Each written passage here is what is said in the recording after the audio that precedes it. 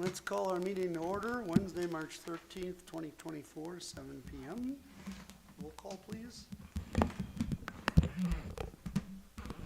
Dan Cheek. Here. Jeff Goings. Here. Don Sattler. Here. Aaron Zito. Here. Austin Davies. Here. Owen Costanza. Here. Betsy Straw. Here. Karina Boyd. And Barb, I can't see you. Hi. Barb's here.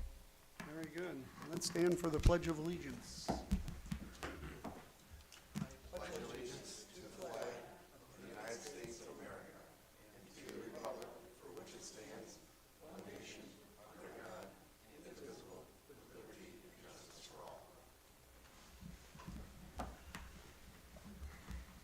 We have no phone participation tonight. Do we have a motion to approve the agenda tonight? Move to approve the agenda? And a motion to approve the agenda? Mr. President, Yes. I would move to amend the agenda. All right, and what are those amendments? I would move, Oh, all I'll right. second that. We got a second? We got a second over there, sorry about that.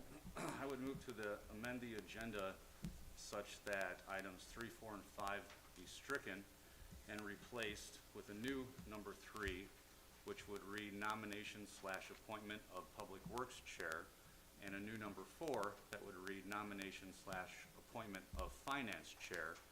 And then for items 8 and 9, it's on the second page of the agenda, I would move to rotate those so that 9 comes first for 8, renumber those. And then the final amendment would be to strike approval of the minutes, as there has been no minutes attached to this agenda.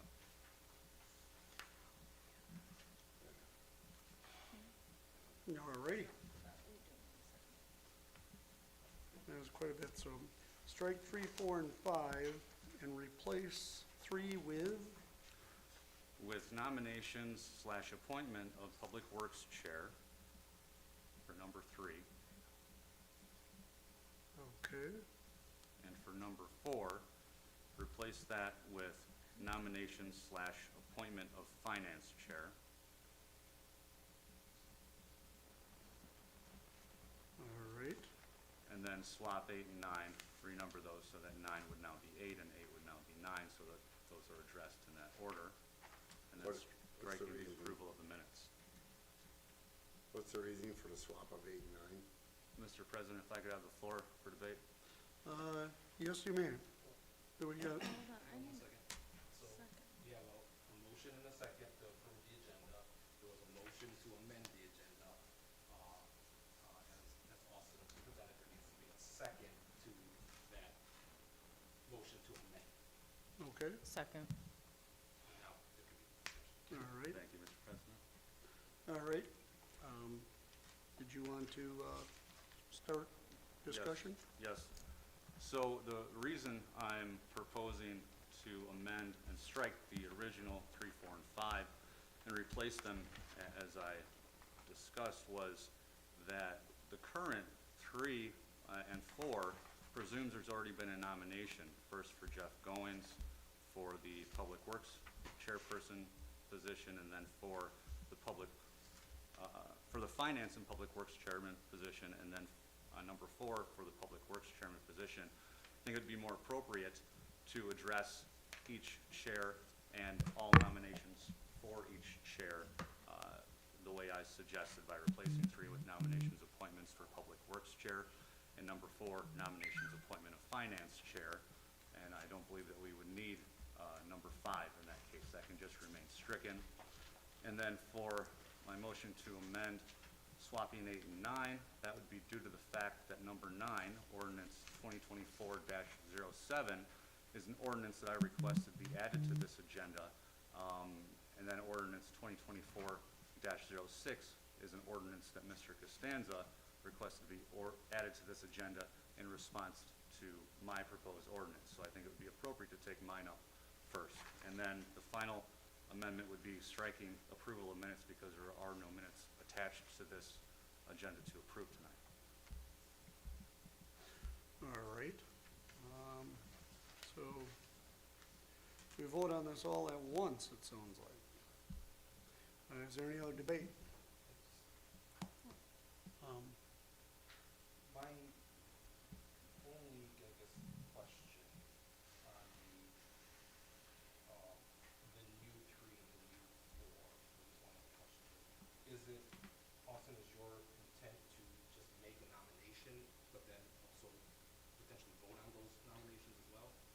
nomination slash appointment for each position. First, the Public Works Chair, and then the Finance Chair.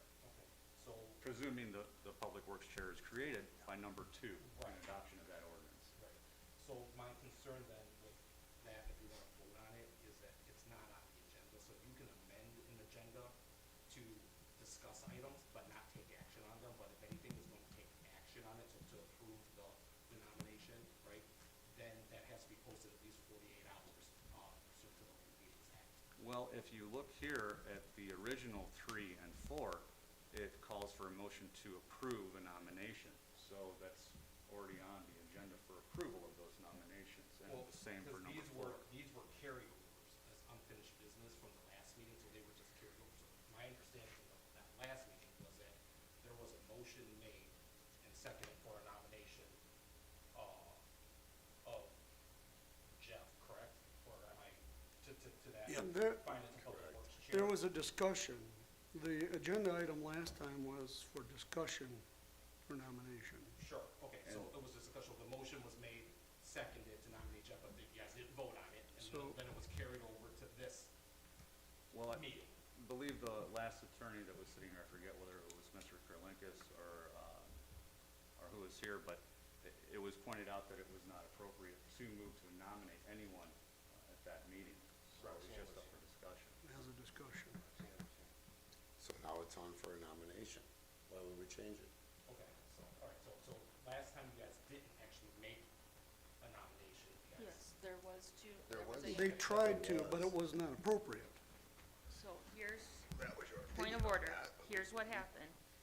There was a motion and a second for Jeff, and there was only a motion for Betsy. They never got to a second for Betsy because then someone brought up the fact that it was only for discussion.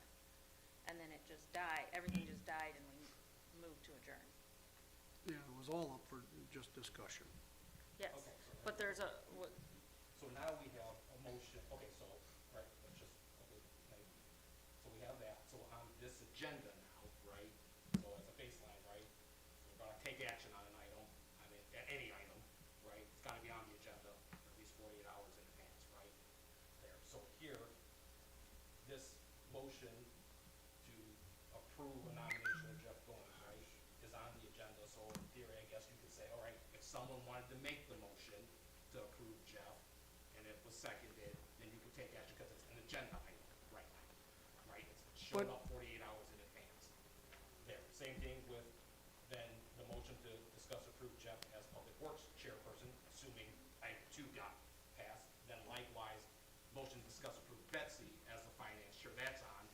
Now, so someone made the motion to nominate, and it was seconded, then you guys could vote on that. So all the same issues are before us, they're just being moved around and handled differently, but all the same issues and topics, including the discussion and approval of a finance or public works chair, specifically Jeff Goins and Betsy Straw is already here on Right. published notice. So, right, so I guess to clarify then, right, so I have straight then. Is your nomination, this heading that you suggest nomination of Public Works Chair, is it, I guess my question is, do you plan on nominating somebody else other than Jeff or Betsy? I don't know, there's a lot more board members. Okay, There's a lot more board members. okay. Same as last meeting. There was, Point of order, Mr. Goins. yes, Mr. Austin, continue. Sorry, my apologies. I recall, can I speak, please? Yes. I recall there was 2 nominations at the last meeting.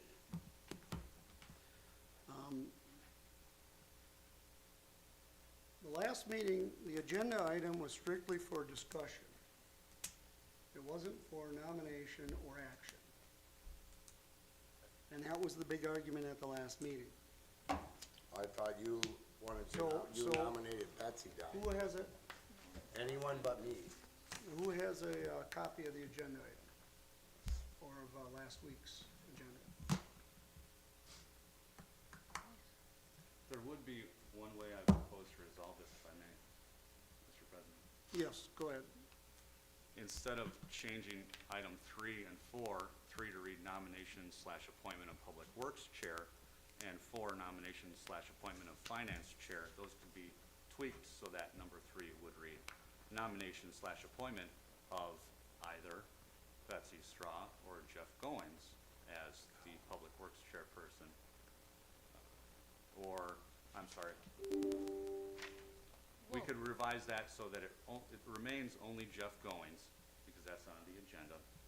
And then for the Finance Chairperson, both Jeff and Betsy Straw are listed on the agenda for nomination and approval as the Finance Chairperson. So we can combine that vote into one, and I would suggest that number 3 then be amended to read nomination/appointment of Finance Chairperson, either Betsy Straw or Jeff Goins, and number 4 read nomination/appointment of Jeff Goins to the Public Works Chairperson.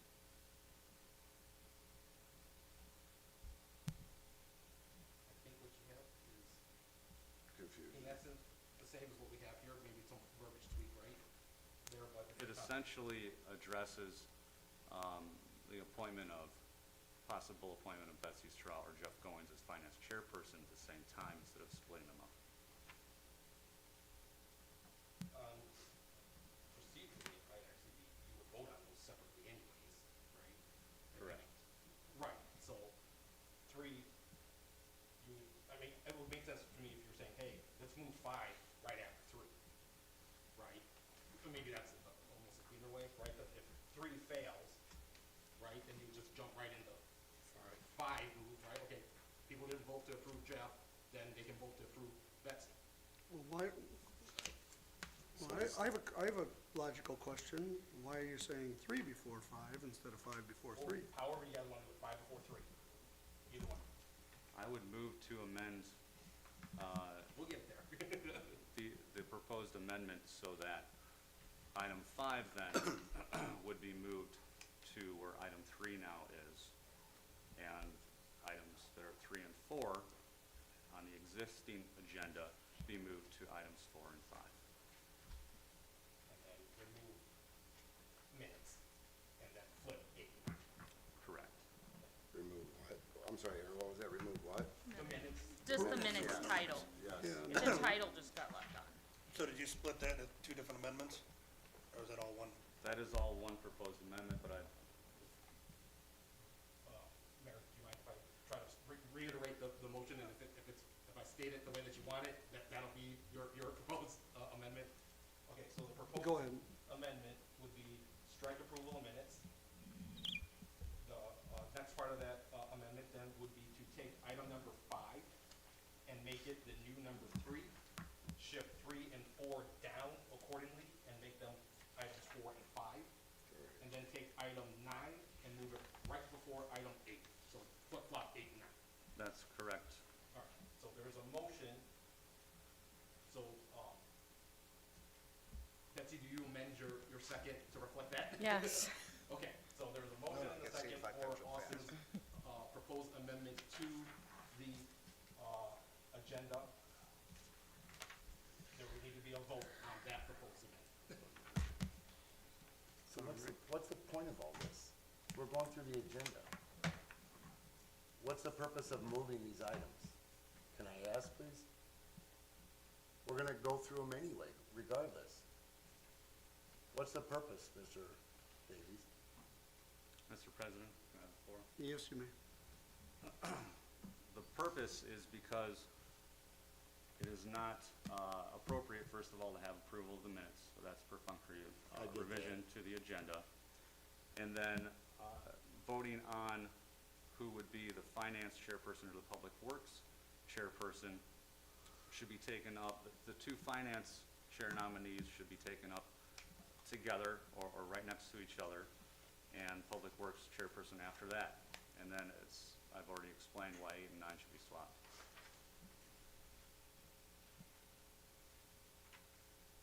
Well, you didn't really explain 8 and 9, why it should be swapped.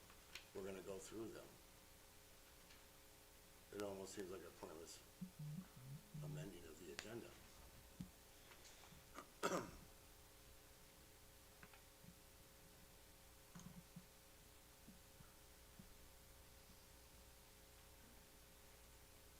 just asking. No answer? Okay. I move to call the question. All right, barring any other discussion? All right. Roll call vote on the amendments. Jeff Goings, No. Yeah, on the amendment. Betsy Straw, Yes. Austin Davies. Yes. Dan Cheek, No. Owen Costanza. No. So I didn't catch Jeff in the beginning. You said no, I No. presume? No. Okay. So 3 noes and 2 yeas. So, proposed amendment. Yeah. As long as we're not taking on the liability of something in the village. What's the I don't liability? think there's liability there, but at the end of the day, that's. I just gotta check. I gotta check. Okay, so the, So now we have still So an motion fails. underlying approval of the agenda. okay, So I'd like to amend the agenda if possible, Yes. please. Dan Dan had his hand. had his Oh, hand I'm up? sorry. Go Yeah, ahead. I'm sure you were gonna say the same Yes, thing go when that ahead, was, Dan. go ahead. Go ahead. Go ahead. To move to amend to remove the minutes, since we didn't. Okay, Well, that, and I was gonna also add that we move up, Countryside Market. Oh, hang on. Hold on. okay, we Dan has got a one motion. Is there a second to Dan's motion? I'd second that. All right. Any discussion further on that? Just to clarify, Dan's motion is just to remove approval of the minutes. We got a second by Austin. All right, barring any further discussion, roll call? Owen Costanza, Yes. Dan Cheek, Yes. Austin Davies. Yes. Betsy Straw, Yes. Jeff Goings. Yes. All right, Now, Item in the agenda. so we remove. Somebody else got their hand up, Jeff? yeah, I wanted to amend the agenda. All right, what's your motion? I'd like to make a motion to move up number 7 for pacemaker. If we could put that number 2 to move them along. Then I'd also like to, is that okay to place it there? Under unfinished. Well, that's your motion. What's your motion? Okay, and then I also like to, move the appointment of Ms. Nybarger to after executive session. Second. So you have 2 motions? It's one motion Sounds my like amendment. one motion with to two move changes, it. proposed Yes. changes. Okay.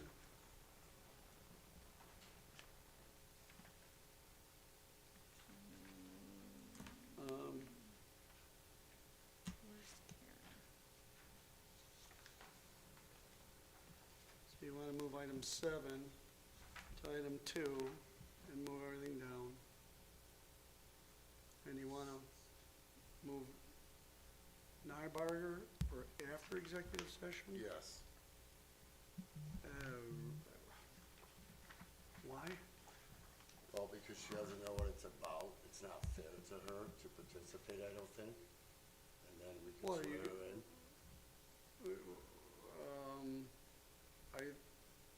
Does she I want- think you can swear in if you guys have already admitting you're gonna vote for her. She doesn't know what executive session's about, so why would we bring her into that with not having any idea of what's going on in it? She's It's sit- not fair to her. She's sitting right here, she's gonna hear the discussion in item number 12, and that's what executive session is gonna be about. No, it's not. So, Did you read executive session, Don? Oh, it's just personnel. Personnel. Personnel. We're not going to executive session for all that. right, It's about the workshop, correct? Mr. Yeah. President, okay. speak for this. Yes, go ahead, Austin. I don't think it would be appropriate to move an item of new business down past the executive session. I would think it'd be more appropriate to keep number 6 of motion discussion of approval of Karen Nyberger's appointment as a trustee, right where it's at on on the agenda. And I think any other reason to move it past executive session could only be political. Are you kidding me? I agree. Point of order, Mr. President. Yes. I call Mr. Goings to order. Mr. Goings, if you would be able to at least control a little bit there. Absolutely. Jeff, all right, I'm gonna ask that you just wait till you're acknowledged to make comments, all right? And I'm saying that to everybody, okay? Can we use our mics? Everybody, need to I'm speak getting, into our I'm mics. getting comments from the YouTube We channel want that we're everyone not to loud hear enough. this. Pull your mics closer, please. All right. So, yeah. Is there any more discussion on, moving new business beyond executive session? That's just, yeah. So, Mr. President, yes, Um, would a compromise be to move it before, right before? if you feel it necessary to move it, I mean, he wants to move Right it after. before? I mean, I would have no problem with there being, I mean, I know it was, that this is employees based, it's not what the other one was. I know what it's about. It's about the workshop we had, which she was not involved in. So I get where he's coming from that aspect, but I honestly don't feel like she should have to sit out here and wait while we're in executive session either. yeah, I agree. I mean, I wouldn't be opposed to moving it down to right before, if that's compromisable. But Mr. for her to have to sit President, out in the lobby, Yes. doesn't seem fair. Are you, Yeah, that's, okay, would it be ahead. possible if we left it on where it is and we swore her in after executive session? That's fair. I personally think if you got all intents and purposes to vote her in, I don't know why you want to exclude her from this executive session.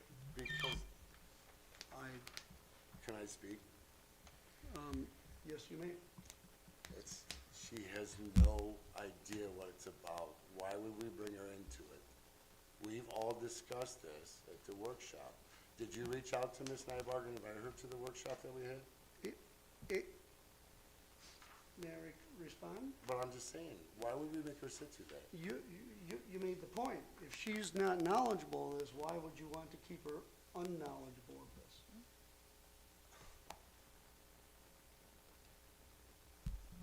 If you have all intents and purposes to. I'd like to stick to my To- amendment, please.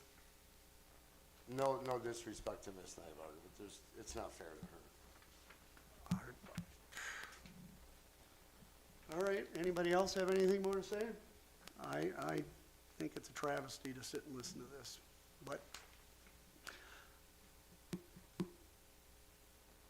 some people want to exclude the new trustee from being privy to information, so. Privy into information. I agree with that. But if you like to swear in after Don, I'm okay with that. I didn't understand that. You have a motion on I have a motion. Stick to that. side chat. Okay, the motion, again, to reiterate, is to move item number 7, item number 2, and to move item number 6 beyond the executive session. Does that sound correct? All right, roll call. Dan Cheek, one second. do you want me to come back around? Yeah, Okay. I was reading it. Austin Davies, Okay. No. Owen Costanza, Yes. Betsy Straw, No, Jeff Goings, Yes. Dan Cheek. No. All right. So that one fails. So we're not gonna move, someone want to amend it for Mr. Del Pra? So somebody want to make a motion for Mr. I'd like to Del Pra? amend the Del Pra to have it number 2. All right. We made the motion by Owen here to move 7 to 2. Do I have a second? Second. And a second by Dan. Do we need further discussion? Roll call? Hold on, sorry, I'm That's all trying right. to Take keep your track. time. Tell us to slow down. Betsy Straw, Yes. Jeff Goings, Yes. Dan Cheek, Yes. Owen Costanza, Yes. Austin Davies. No. All right, I believe, item number 7, moving to item number 2 passes. All right, so, all right, are we ready to move on? So, So, 7 moves to 2. right. That's all we got so far. All right, 7 moves to 2, and the title minutes are stricken. yep, That, So that's your motion to approve the agenda as amended right now. Yep. So you still have your underlying motion still as amended, with the 2 changes to remove the minutes and move 7 to 2. all right. Anything else? Barring any more motions, anybody got any more? I'm gonna step in the office, grab my bottle of water. can we do this motion real quick? Yes. Okay. For roll call? Okay, so now we need to approve the agenda as amended. All right, roll call. Jeff Goings. Yes. Betsy Straw. Yes. Austin Davies. No. Dan Cheek. Yes. Owen Costanza. Yes. All right, I believe we got 3 to, or 4 to 4 to 1. So the agenda as amended passes. All right. We'll wait till Jeff gets back with his water. We have no public comments, sir. No public comment. We just need to, well, we already approved the agenda. We have no other minutes to approve. No public comment. We have a department report, a treasurer update by Karina.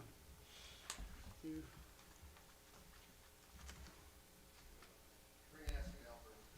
All right.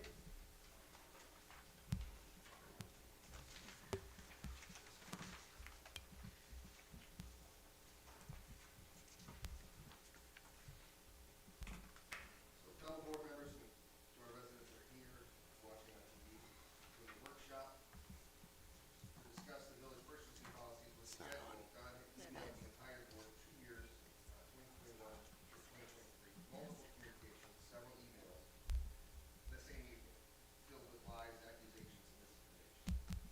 The staff took the very short time given to prepare and answer. Mr. President, I'm gonna raise a point of order. This is supposed to be a treasurer's update, not a statement from trustee Costanza. I sustain that point of order there. I don't hear a treasurer's update. Is your mic on? I just hear, This mic is terrible. Is the other one there?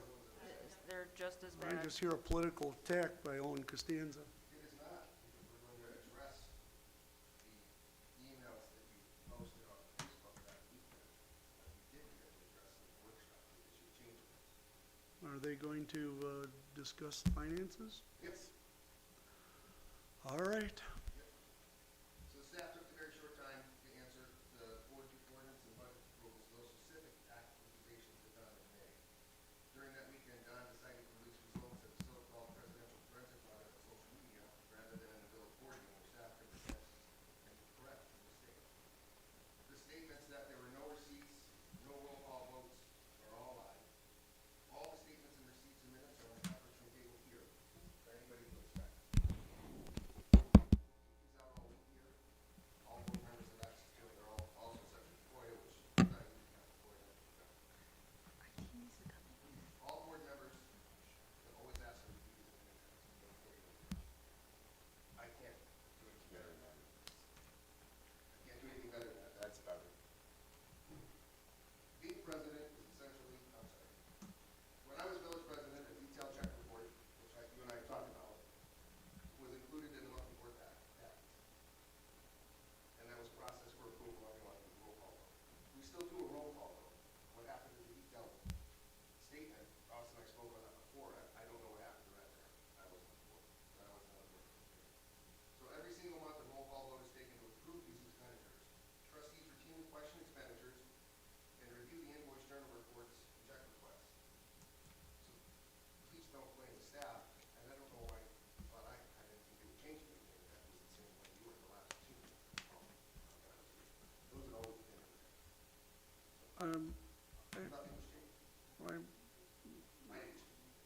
I'll get to this later on. I'll let you try to hurry through your criticism here. Being president is essentially the CEO of our business, our village business. And that's how we ran the day-to-day operations, if not daily. I spoke to staff and board at least every week, giving updates by phone, in person, or email. How do you choose from when you're administration attorney? It's fine. Saying you only run the meetings when it's not work is, however, I disagree. No big deal, I disagree with that. Anything we do in our lives is up to us, how much ownership we put into anything. We've addressed the receipts and minutes, they're all here, they do exist. There were roll call votes and everything. There's enormous lie that all these purchases were illegal and were against our ordinances. So we change how we interpret our ordinance and exercise that right and forward all the time. We just did that a few months ago with the house that was going on. We waived the fees and took our legal fees. Because there were thousands of dollars of fees. And we made sure we kept the legal fees.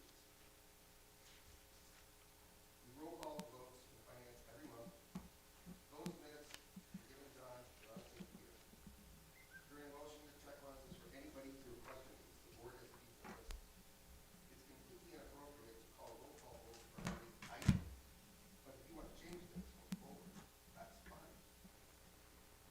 Those of you that were here for Nancy Sylvester Roberts' rule, she touched on the clerk's minutes a little bit. They're not an itemized on each item. There's something. We voted on this ordinance. It's passed. Speak into the mic, please. Right? I know. On the topic of networking and charitable giving, I ran the village like a business. I think networking with other leaders is important. There are thousands of municipalities and others with relationships that help us move forward with grants and support us. You've chosen, Don, not to attend any networking meetings at Growth Conventions or the Chamber, or the Illinois Municipal. And you criticize everyone who does. Point of order again. I don't see how this is a report on the finances. I gotta, Call for the orders of the day. I gotta sustain that. Mr. Costanza, you were given a chance, and you're just continually just going on this criticism diatribe. And, Put a report out where you criticize the staff. yeah, but, And the staff came to me to help them present. but this is, it's a department report for treasurer update Karina Boyd, and this is Owen Costanza criticizing the village president. I'm in conflict here with the department report on the agenda. It doesn't say Mr. Costanza's criticism of Mr. Sattler. You could do that in public comment if you want. We're discussing your forensic audit. No, you're not. You say it. Yeah, I haven't heard one number mentioned, It's coming up. or one ordinance. Well, Well, we need to do something with your mic. I have a couple people watching to make sure the mics are working because I thought this was fixed. Can we set something so people can hear you? Because I have 3 people watching it and they cannot hear me. So, Mr. President, yes. I believe you sustained my point of order, so I would ask that we hear from Karina Boyd, the treasurer, at this point, with the treasurer's report. I agree. Well, unfortunately, Karina and the staff are afraid when they tell you things that you don't agree with. So they've asked me to help you, help them. Point of order again.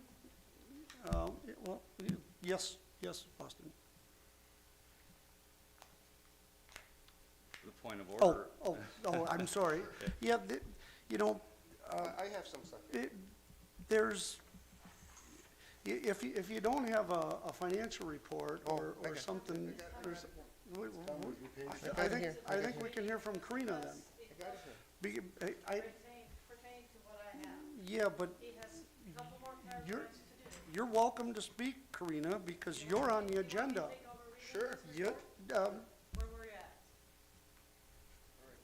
Karen, could you Okay. somehow speak into this? Because that mic's not working and people are telling me. Okay. So, I am reading this. I ran the village like a business, and I feel that networking with other village leaders is important. There are thousands of municipalities, and those relationships that our elected officials helps move us forward with grants and laws to support us. Don has chosen not to attend networking events such as Growth Dimensions or Belvedere Chamber events, or the Illinois Municipal League, and criticize anyone from the village who does. I'm gonna call a point of order again. I don't see how this is an update on our. Because some of those expenses that Mr. President complained about was Mr. growth President, I'm asking dimension. for a ruling on my point of order. I think Austin's got a good point. You and Mr. Costanza have just been, So you're the You- only you- one that gets the knee up here and gets to stop the meeting and adjourn when he wants to. Treasurer's doing a report. I think we should allow her the time to finish, please, uninterrupted. Mr. President, I don't believe a point of order is up for debate, and you've made your ruling. I would further move to censure anyone that doesn't comply with your ruling. you know what?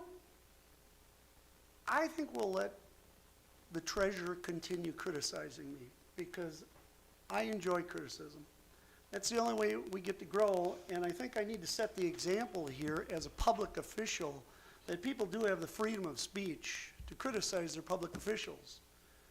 And I would encourage Treasurer Karina to continue on. Thank you. And I hope I get the same respect from the rest of the public officials here. So, continue. Okay, so he calls expenses related to those events as abuse or illegal. He is 100% wrong.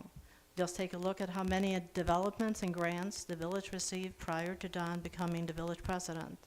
Then look at the village has received in the last 3 years. You tell me which is better for the community. Goodwill to the community and our employees.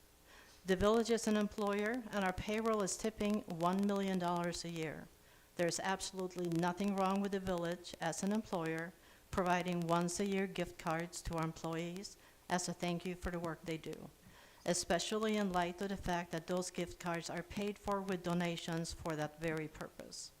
Don, you have made it very clear that you disagree with the village spending money on employee Christmas party once a year for its employees. The majority of the village board disagrees with you. The gift cards, $50 each, that are given to the employees at the end of the year as a thank you for their service are paid by donations from trustees. You know this, and yet you can continue this narrative as if an employee making $17 an hour had done something wrong by accepting a $50 gift card at Christmas time. Your behavior in these emails and on social media is awful. I, along with our residents, feel that it's important that there is never a lack of giving to the village to support lunches, dinners, and gift baskets. Over the period we're discussing, we have collected $11,549.54 in donated funds, with $528.81 being rolled over into next year for gift baskets. Flowers to employees, vendors, and our pillars of the community invest in goodwill that cannot be calculated. Again, if you want to turn into something ugly done and try to claim that flowers sent to a funeral do not have a public purpose and are illegal, by all means, make that argument. But I think the majority of our residents would disagree with you. In closing, these expenses have all been approved and passed. If you want to change how we do this going forward, please make suggestions to amend our local purchasing ordinance that has been in place for over 15 years. All of the documents are here for your review. You have been handed one sheet that is a response and answers for your audit of 2023 credit cards. And we also have printed a whole list of accusations from Facebook posts, and I am ready to answer most of those questions. You know, anybody that had question it can do so. So, waiting for questions. John, on this post here, about the 2017 holiday, 2017, you're right, there is no donations on that one. I was a trustee at the time. I was a trustee at the time. So the next year, I took over as village president. I'd gone to an IML training, and I had brought up, because because I just corresponded with you in email that I had brought up with Roxanne, that I didn't think that we should be using tax dollars on that. So that one, yes, I agree with you on that one. So that one should not have been paid. This is the one you didn't know what that added up to? Right. So on this one, this post here, Don, we couldn't get that number. That you have on your post, that's the number we came up with? If you want to narrow that down, Karina, get that for you. And on this. Can I Yeah, make yeah, a comment on yeah, that? Yeah, of course. And that's the one we're saying, out of that number that you have, if indeed the 19,400 is correct, 14,251.62 should be subtracted because that was donations that was given for the purpose of food baskets. So that, bring that balance down to 5,149.05 remaining. So the next page is just the same, it's covered in the letter that I gave as a response to each month, what we spent, and when it was approved by the board, the date, and the check number. Next, we had an accusation of the clerk holding a, Can I interrupt for a second? sure, You guys have handed me my postings with your commentary and your written notes. correct. Have you got a copy of the canceled checks? Yes, everything is right here. And you were sent those? Yes, the checks and everything is dated. and Why can aren't say- you providing me the canceled checks? Because it took us just until this morning to finish that. This is not easy work. What is the point of having a canceled check? I don't understand. We sent all that. Because I provided material facts, So do we. and I'm I don't see a providing material facts fact here out yet. of the accounting software where it is legally posted, and anything can be looked up. But you're not providing me that. But you want me to print canceled checks for 6 years? I've provided you all the material facts, and you haven't provided a material fact to counter that yet. I'm not saying that the numbers that you provided facts, but you're adding things saying that there were something else that they were not. And I am providing you as to what they were spent for. But you're just providing me my postings with your writings. Right. That's not material And the rest of fact. it, you have That's a your whole, opinion. you have a whole spreadsheet that details everything that was printed, check number. Yeah. You handed it out too, right? So, That's right. The spreadsheets are on everybody's desk. Yeah. The spreadsheet has. You have the But- credit card, everything has been printed out. It has the check number on it, the date it was paid, So now so you can verify all of you wanna these cancel numbers. checks now? the- Well, I don't if- get if you're- canceled checks. If you're going to make an argument and you're going to criticize me for lying when I produced material facts, you need to defend Okay, it tell me with which one material you're fact. saying that I am lying on. I didn't, Okay. I'm saying you Then accused let me me of an- lying and you're not providing me But then material let me, facts. but I did. So here, Where? okay, but here's like the clerk. This is my post, this isn't Okay, your material yes. fact. You had said that the hosting, it was a hosting clerks meeting.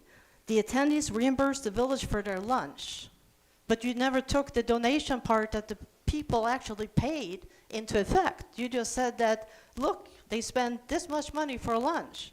It's not true. And I can provide you copies of all the people, how much they paid. They paid a total of $238. Why haven't you provided me the copies of the balance Because you were sheets? giving all the donations, you had all the postings from the accounting software. You just didn't interpret it correctly. But you're not, I guess, I guess it doesn't pay here, because I would expect material facts to be provided here, so They are material. I don't know what else Okay. we're gonna do here.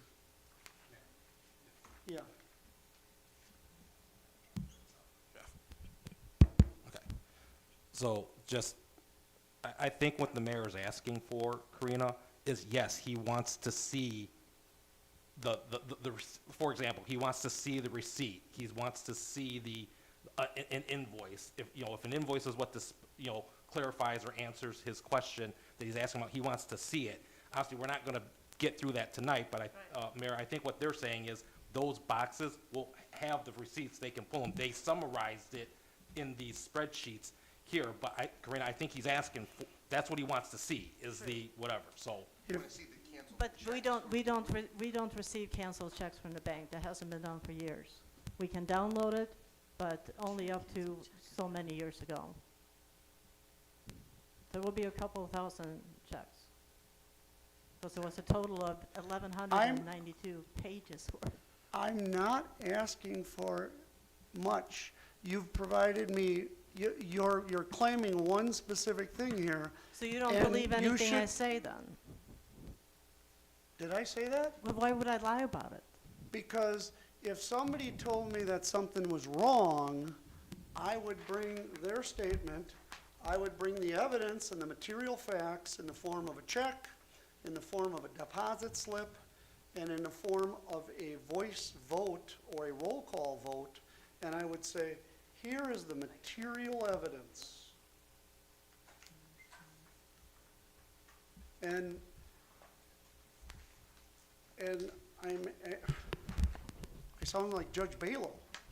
Well, you were given all of those. You were given the ledgers, and you want canceled checks? I'm trying to help you get what you want. I asked for all that, and I got a stack of papers all redacted and blackened out, And I told you I disagreed with that. so. I did. But Now you- we're digressing here. This was just supposed to be a report. What do you want? And What would you like to see? we'll discuss the more details when we get down to agenda item number, what is that? We're talking about purchasing policies. Well, that was just a set of meetings. That's just a set of meetings. Purchasing policies. Travel reimbursement and purchasing policy. Well, that's just the policies. And, Your report, I want to make sure you get what you want. Mr. Costanza, you and I spent several hours in the 17th Circuit Court one day, and we listened to Judge Balo tell you after an hour and 15 minutes of the same dialect here, that I've given you every opportunity to provide material fact and material evidence, and you haven't. You've provided me your opinions, which is great, but you also got to provide some material fact behind it. But I can't print out the whole accounting software for it, Mr. President. That's an obfuscation of the request. I didn't ask you to print out the entire accounting software. I asked for one, For 6 years of information, that it would be. I asked for, let's see, maybe I can be clearer here. Here we got, Actually, you know what really would have been hold better? on. No? Hold Can on, I I'm speak, not done please? speaking yet. Hold on 1 second. Here's a $409.56 for Panera Bread. Yes. It was a conference that was held up here. Correct. Now this is one thing, one item. So in order to do this, you should have, according to our purchasing policies and our travel and expense reimbursement policies, you should have a request and you should have a board approval. And there should be a roll call vote for this. And that's according to our ordinances and policies. And that would be the material facts to present here. So on that one, That's just one item. so on that item, that came out of the clerk's budget, which you did allocate money to the clerk, and you did a roll call vote to give that to the clerk, who runs her own office. The clerk's budget doesn't have carte blanche to spend public dollars. The clerk's Without budget board has, approval. the clerk budget spends money on the clerk's budget. That's how you vote for that. If you want to change it, we can change it. I think you're misinterpreting. I am not. What I a budget line understand item completely what is. you're talking about. Because that came out of the clerk's budget. The clerk handles their own, the clerk's office is autonomous to us.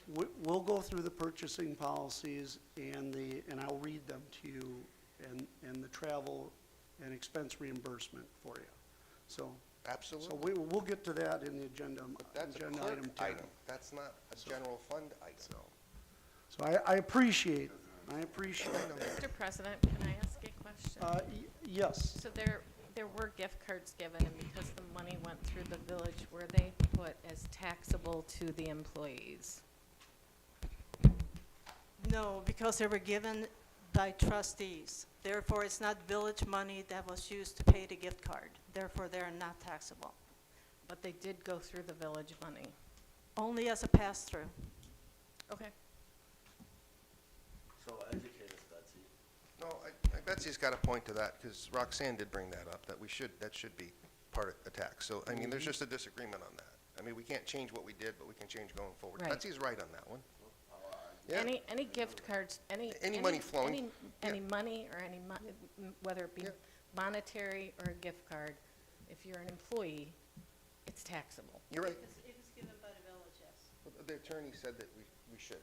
So, I mean, we can't change what we did, but if we continue to do whatever forward, we're going to need to. And my second question is,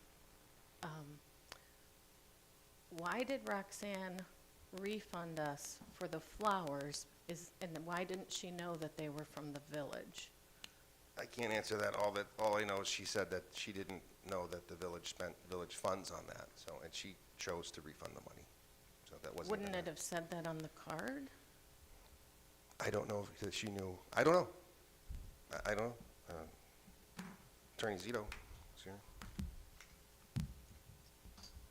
I don't want to speak for Roxanne, but just what she relayed to me about the situation was, obviously, she certainly didn't ask for flowers to be sent to her there, but I think her point was, had she known that village funds were being used to pay for, as opposed to, hey, let's take up a donation pot to go buy her, so she would have said, don't spend village money on it. So I think her point right now is, hey, I just want to make it quote-unquote right there, even though she didn't ask for the flowers, she felt that the right thing to do, even though she's not obligated to, was to just, I'll just write a check back, so. Mr. Zito, what I need to point out, as you guys being the village attorney for many years, is what I've seen in my audit is the village has been used as a funnel for theoretical donations coming in the front door, and then the village paying those bills under operating supplies and miscellaneous expenses going out the back door. Now, I did not see any reconciliation, any balance sheets, because when I spoke with the village of, or when I spoke with people at the county and when I spoke with people in Belvedere, when there's a donation by an individual for a specific item, it gets accounted for in the ledger as a special account. And when that money gets spent, it comes out of that special account for that expenditure. It doesn't go in the front door and then come out the back door out of an operating supplies, because we all know what operating supplies are. We can go through a laundry list of that. We don't get this donation that comes in here and then goes out that way through the village.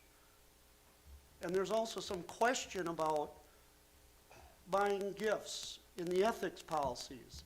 And I personally may have violated the ethics policy, because I personally bought gift cards for all the staff every Christmas. I personally went to the store, personally used my money, personally put them in a card, and personally distributed them to them. I didn't tell the staff in the village, go buy some gift cards for everybody, and then claim to issue a check a week later, or 4 weeks later, or 4 months later. There's something ethical about that just, I don't know how you would explain that. And I don't have an explanation, because at least it wouldn't be my place as a village attorney. We don't participate in that level of how the daily money in, money out, how it's booked, how it's accounted for. Those are kind of more accounting questions and everything, as opposed to legal questions, and we certainly, are consulted on those sorts of expenditures on a day-to-day basis by any stretch of the imagination. So I can't speak to that. Okay?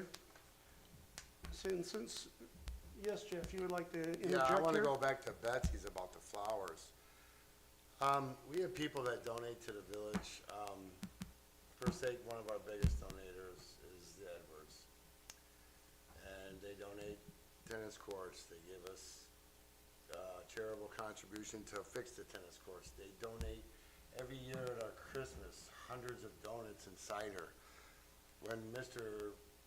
Edwards passed away, the village bought flowers for him out of respect for his generosity to our village.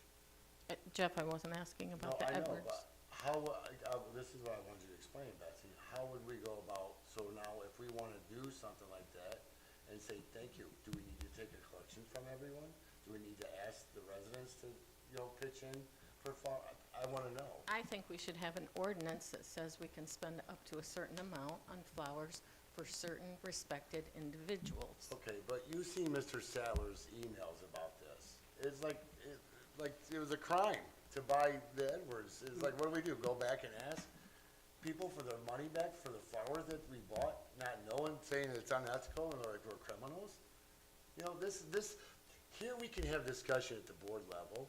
Instead of posting everything all over Facebook and Mr. Sadler's page, why not discuss this as a board instead of putting it all over social media? Good Let me point. finish. Go ahead. This is something that we need to mature about.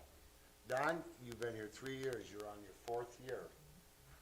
I find it kind of ironic how all of a sudden now, 2 years later, you start to do this. It's good that you bring these things to our attention, but the way you go about it and the accusations that you make just with your posts, I mean, you make our employees feel like they're criminals. You make these people feel like they gotta look on social media on a daily basis to see what you've posted about them. You've talked about a grill that you couldn't find and utensils. It's right behind this door. It's been there. You knew it was there. I asked about it. You were back there talking with the guys, and you put all over. I can pull it up. It's like the 3rd or 4th one in here about a grill that was purchased that we use for our Christmas thing, cooking hot dogs and things. The employees come in and donate their time, and they cook. I come down. You stop in. We help set up. We do whatever we can. But when you make accusations like this, I have a feeling our employees fear you. I can see the frustration in our treasurers just trying to answer you. For the last 3 months, how many man hours, woman hours, village employee hours have been on your audit? And I have no problem with you doing an audit. But now you say you want to get an auditing firm to come in and do a forensic audit. So are we going to do that still after you've done your audit? I mean, we need to work together. I just want to finish, because you know what? Mr. Saller and me have disagreements. So you know what? Let's put it in here. He posts about things about me. It's fine. I can take it. I'm a politician. Jeff, I'm sorry, okay? Let's just try to stay on topic. It's fine. Okay, I am.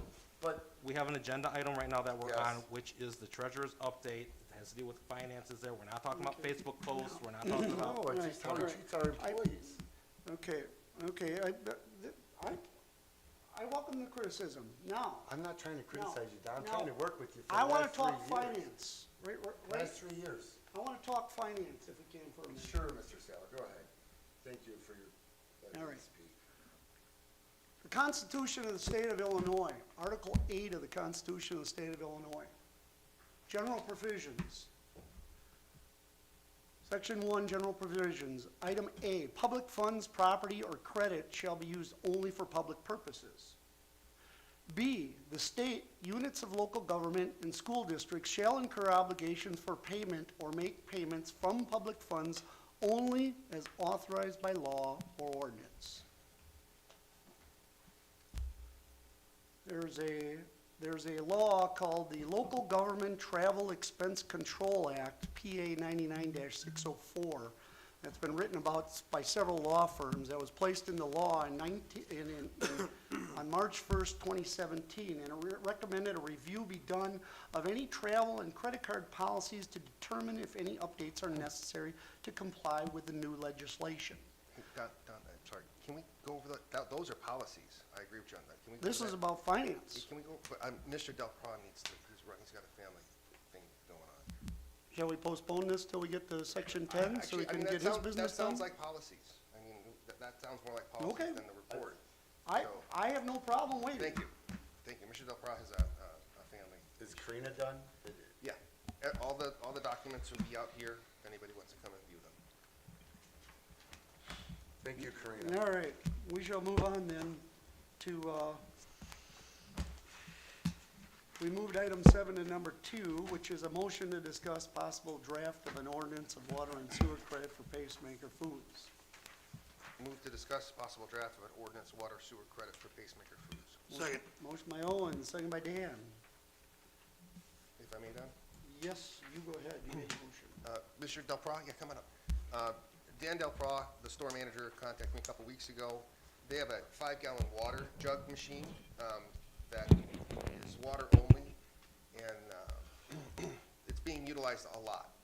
And they were wondering if they could get a sewer credit because we meter the water. So I spoke with Director Howe, and in lieu of having them do the expense of plumbing in a second meter and us having the expense of having to read that meter and bill that meter, David thought maybe we could use the receipts that I passed around that is from the company that they pay, and we could treat it kind of like a pool credit. And Betsy had asked for something in writing. I got something in writing from Dan Del Pra this morning, and Mr. Del Pra is here to answer any questions anybody might have. And this is to direct the lawyers to draft an ordinance, because we think we need to do it by ordinance.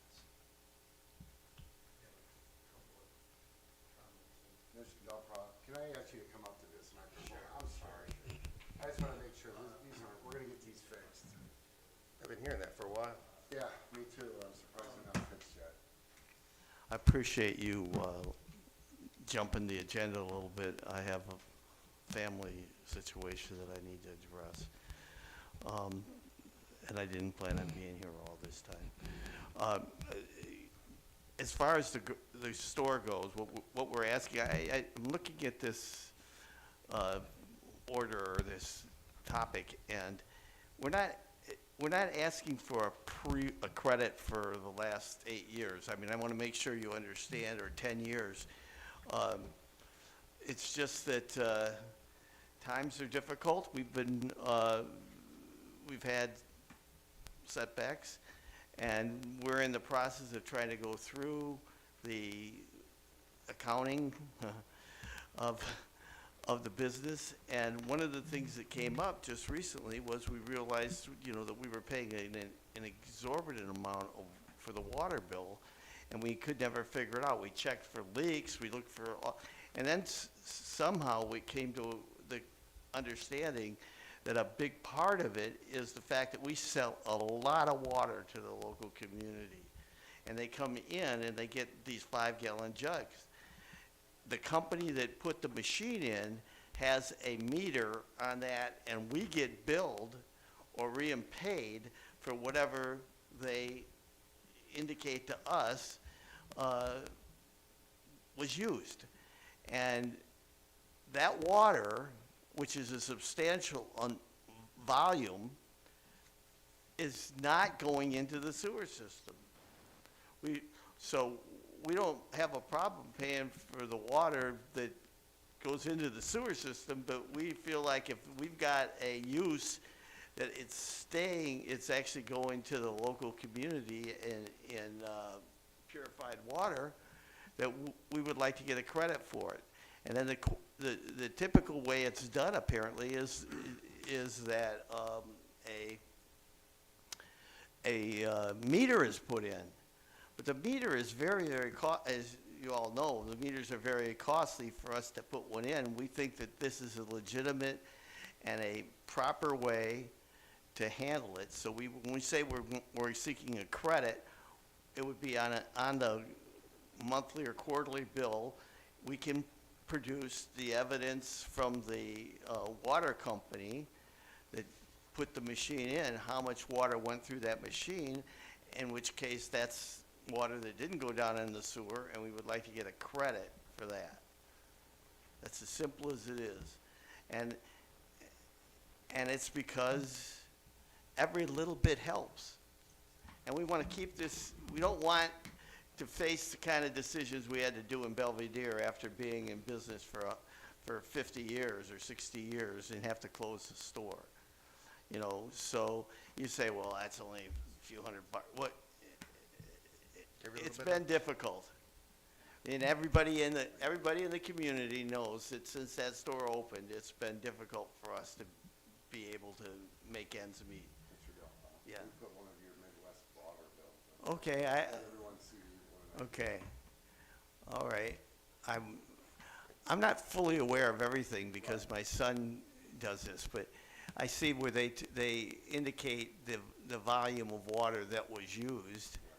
It looks as though, 3,000 on that one. yeah, oh yeah, I see it there, yeah, 3,000 gallons.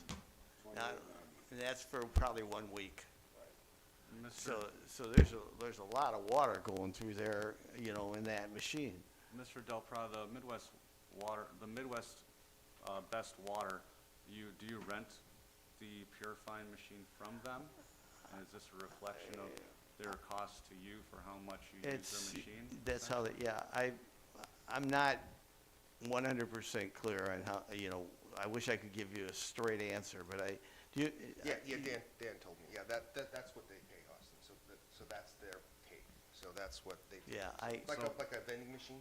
Right. Yeah, so, yeah. So my concern only would be that may not match up with the actual water usage that would otherwise end up in the sewer at your business, that it may be a different or more substantial amount. And so if we were crediting you for the amount of Midwest Best Waters billed to you as a credit to your water and sewer bill, it might be causing the taxpayers to subsidize your water purification system instead of passing on that cost. Wait, I'm to not them sure I upfront. understand that. So, We're only asking for the water that, I'm sorry, Austin's just on the board.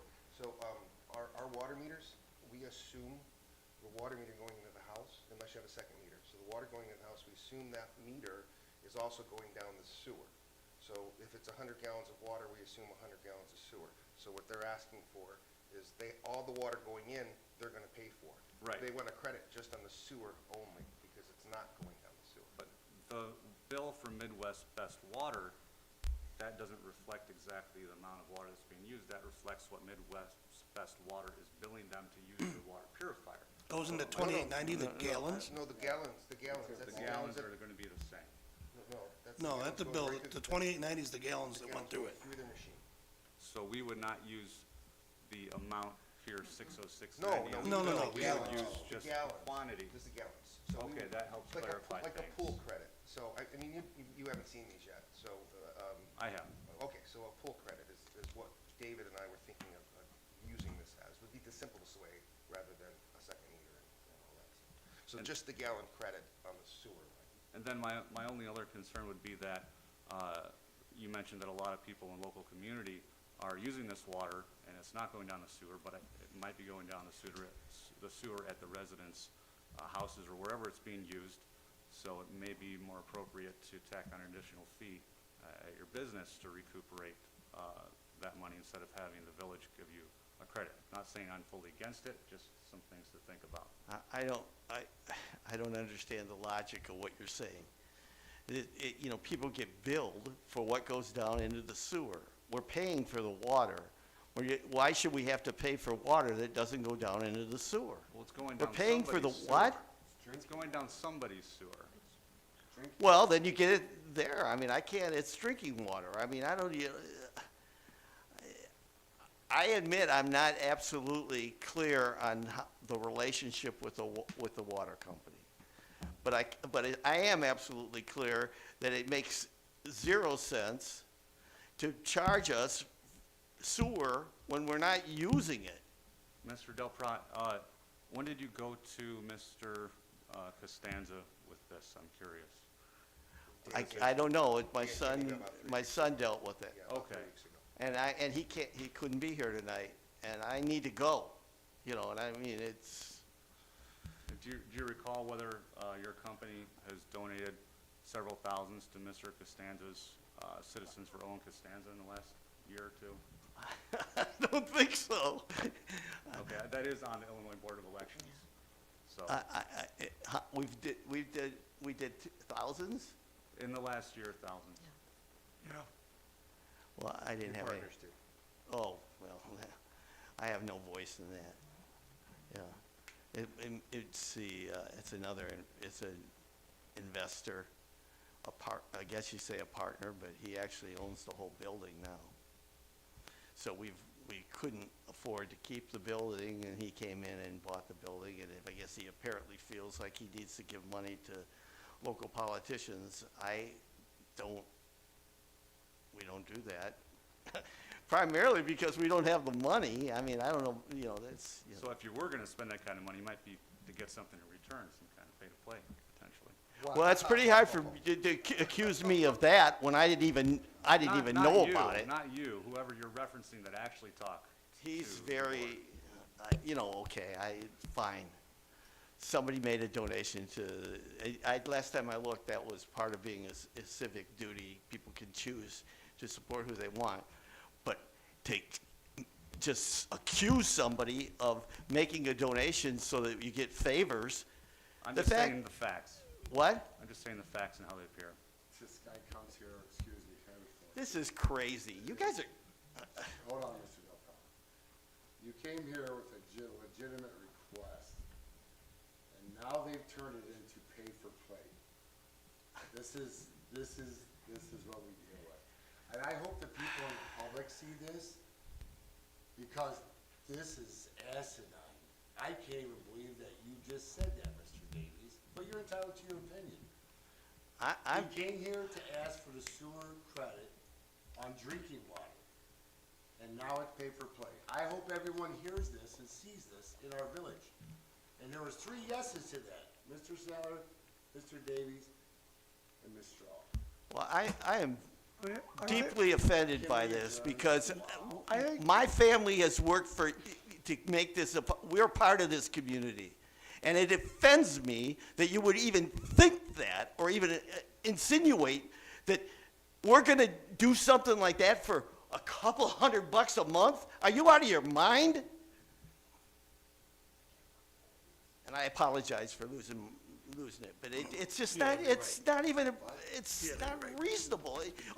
We paid it for 10 years. And now we're struggling, and we're looking at ways that we can economize, and good luck. I hope we make it, or you're gonna have an empty grocery store, and that would be really great, wouldn't it? I have a question, if I could have the floor. Yes, go ahead, I was please. just wondering what your sewer bill is every month. That's not on here. And what the I don't credit know. would be. I don't know. I did not come as prepared as I should have, I'll It's in admit the that. packet. It was in the packet. It's on the screen. And so what would the credit be then? Ballpark figure. No, I don't deal anything with water and sewer. That's, Yes, Karina? $30 per 1,000 gallons. Okay, And that was only, what, 2,800? $2,800 bucks a month, okay. but it's pay to play. Help with your bill, help with the bill. I, This is There- great. there- This is there- great. I've given my life and to bringing this grocery store into this town, and I've been in here 2 or 3 times, and people have treated me with respect. And I come in here tonight for apparently $40 or $50 a month, because we've been overpaying, frankly, and I get insulted. I'm very offended. I do believe, I must interject, the standard procedure for all the other citizens is to buy a second meter. So the village can give you the credits that you're asking for. What's it, how do you figure that? What is a pool credit, Don? A one-time thing. A one-time thing. Okay, so we make an exception for one of our businesses. We don't wanna lose our business. So if he turns them in 3 bills every 3 months, it's not like a lot of extra work, it's just like a pool credit. Only we'll do it 3 times a year or 1 time a year. How many times? Quarterly? He gets 12 monthly bills. How often do you use this bill for? I'm sorry. How often is the water, I think monthly. is it monthly? Yeah. Okay, so it's monthly. It would be 12 times a year. I think to avoid the conflict of interest, it would be best to follow the policies. What conflict of interest are we talking about? What? Explain it to me. This was to get a consensus for the board, Yeah. to have the lawyers draft an ordinance. Why don't we just get that consensus? I'm done, I'm leaving. Thanks for coming, Tony. Hope your daughter feels better. Very embarrassed and apologize, sorry.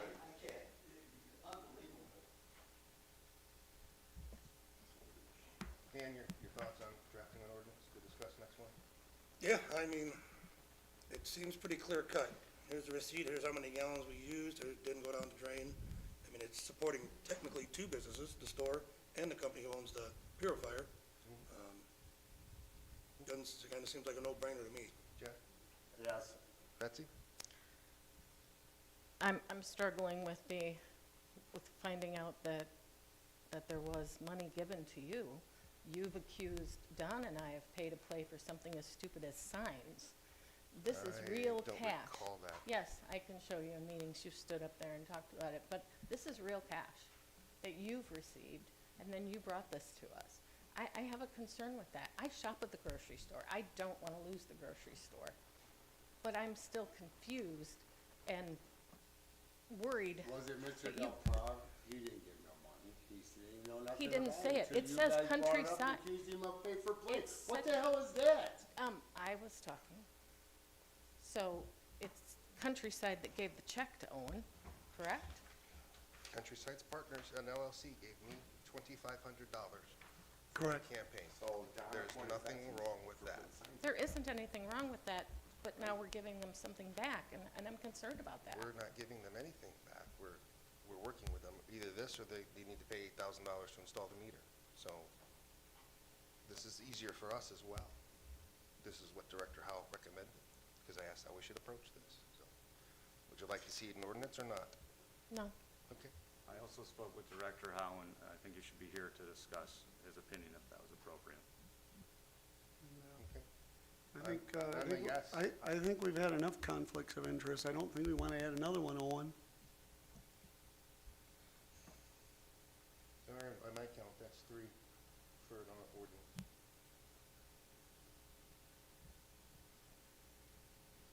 Again, this is not approving anything. This is This just drafting giving an us direction to take a stab at drafting an ordinance that will come back before all of you to vote on. So, You're not going to draft an ordinance, are you? I am, You are? because the consensus of a majority, it seems, right? Because Dan said yes, Jeff said yes, and Owen, our consensus is to move forward drafting ordinance. It's not a vote on the ordinance, but it's, So what's your opinion on the conflict of interest? I don't have an opinion on conflict of interest. We have many conflicts of interest that are going on here, Aaron, and I think you should have an opinion. Okay, thank you, we'll move on.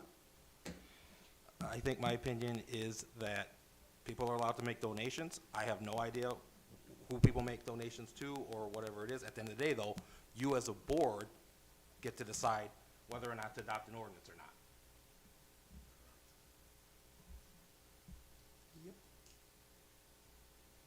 All right, moving on.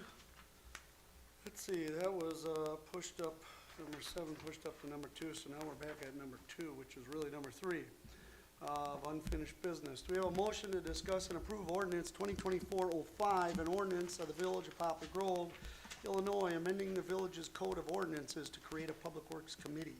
I would so move. Second. Motion by Austin and a second by Betsy. Can you Who put this on the agenda? move this up? Oh, sorry. I don't know who put this on the agenda.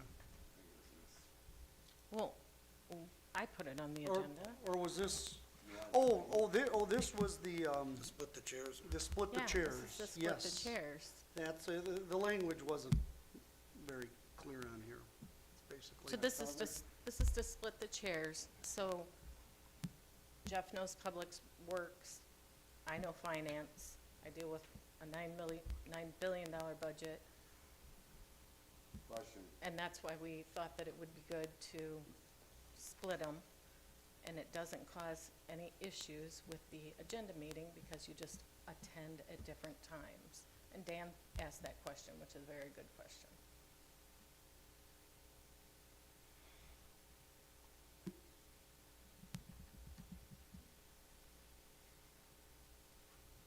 Is it well, I think I know what he was gonna say too. It's worded as a committee. It's improper. Would it be a chairperson or is it a committee? Committee would be multiple people, wouldn't it not? Yeah, Yeah, It's this is supposed- wrong. It's supposed to be That's wrong. chairperson. But It's, you have two of them, one for Public Works and one for Finance. Right. Betsy's Finance. It's one of those Sue's Public Works. scrivener's errors. yeah. We thought someone put this on to start a Public Works Committee. No, it was to change the ordinance so we could split the two positions. Yes, Aaron? That should come after. So right now, this ordinance, we operate a committee of the whole, right? And so there's an administration, portion to that, and then there's a finance portion to that. There's a chairperson for each one of those meetings, there. And so within then, you have an administration chairperson, and you have a finance chairperson. What this is doing then is saying, hey, we're gonna, currently, right now, Public Works falls under finance. They're looking to split that I out. understand that. Yeah. But this is labeled as a committee on the agenda. How can we take action on it? It says committee. Motion to disapprove ordinance Well, amending more first the reading. ordinance than the. Well, it's Public create a Works. Public Works Committee. I thought we were gonna start like the beautification committee or something for Public Works. Well, this is of the committee of the whole, Jeff. You know, and again, you know, I think for agenda discussion purposes there, you've given notice there. People know you're gonna be talking about a Public Works chair, you know, subcommittee, whatever you want to call it, of the committee of the whole, just like the administration or finance. We can move on. All right. So the purpose of this was to create two chairpersons, or a third chairperson. Right, and so the draft ordinance is in the packet with the language shown. If you Yeah. scroll a little bit, there we go, a little more. Right, and you'll see that, right, currently we have, you know, finance, and it has then kind of the topics underneath are Public Works, Water and Sewer, Personnel, Compensation and Benefits. The black and underlined is how it is the new language of how it would be worded.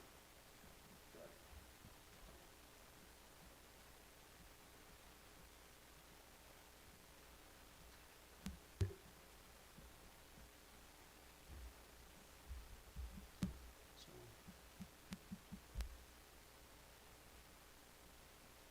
Did anybody motion? Yeah, there are two motions. It's discussion right now. Yep. Or if there is any. yeah. Well, I don't see any reason to create another layer of bureaucracy about the company. This has been this way since before you were on the board too, right? They're not been this way forever. Well, from a financial standpoint too, and like you said about the agenda setting on the phone, one drops, you know, because of OMA and all that good stuff. And I hear that these get rather heated already and last a little while, the agenda settings, that is. From a financial standpoint, making the agenda setting even longer would add to billable hours, am I not correct? So the attorneys don't bill no more for their time? Well, staff would be on the phone longer as well. The whole, Is what I'm saying, you got another person, if these agenda settings go any longer, that's more billable hours, They last about 15, 20 minutes. sometimes, from what I hear. Who do you hear that That's- from? But, huh? Who do But I you hear mean, that from? if you're adding another person, could it go on to 30 minutes? Not really.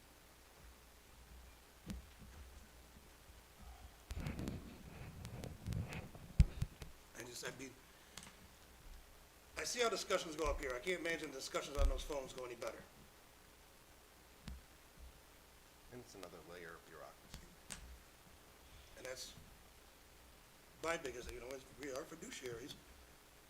Are we basically agreeing to have more billable hours? Because these agenda settings are gonna take longer because more people involved, more people drop off phone call, pick up phone call, drop off phone call, and I got an idea how they work because of OMA, I've had that explained to me. So now you're adding one more. I can't understand how over a year span, it wouldn't cause more time on those phone calls.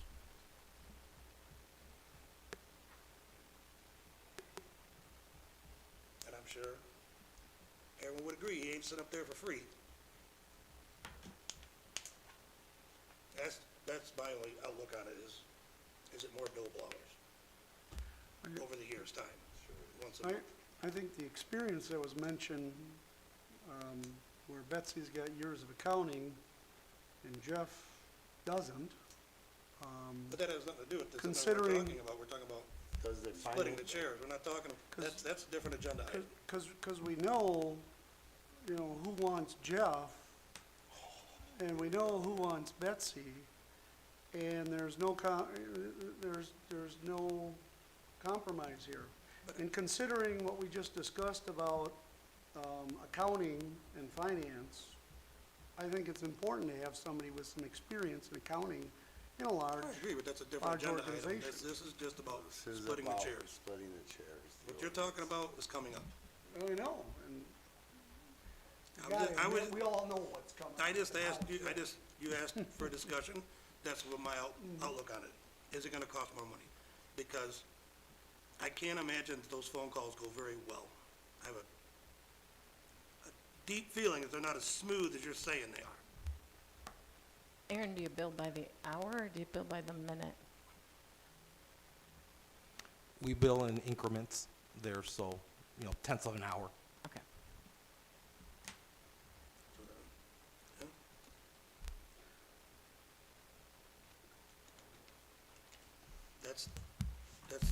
That's my point of view is it gonna cost more money just to set an agenda?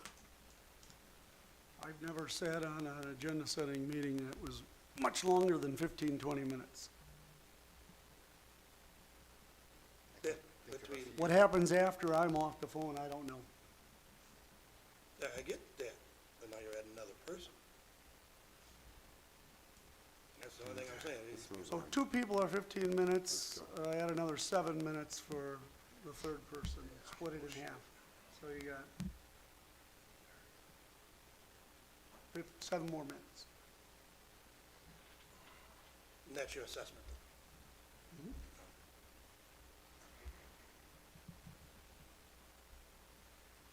Well, let's vote. All right. Roll call. Austin Davies, Yes. Owen Costanza, No. Jeff Goings, No, Dan Cheek, No. Betsy Straw. Yes. All right. Like we thought. Okay. who's we? All right, moving on to item number 3. We got a motion to approve the do we have a motion to approve? Well, we never did change any of this, did we?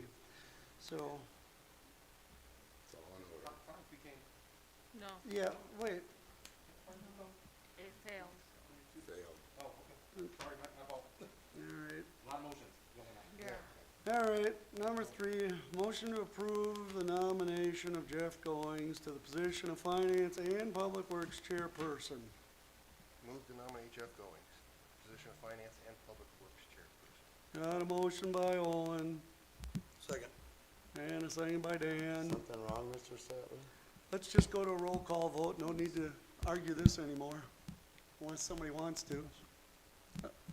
Does somebody have anything to say? Mr.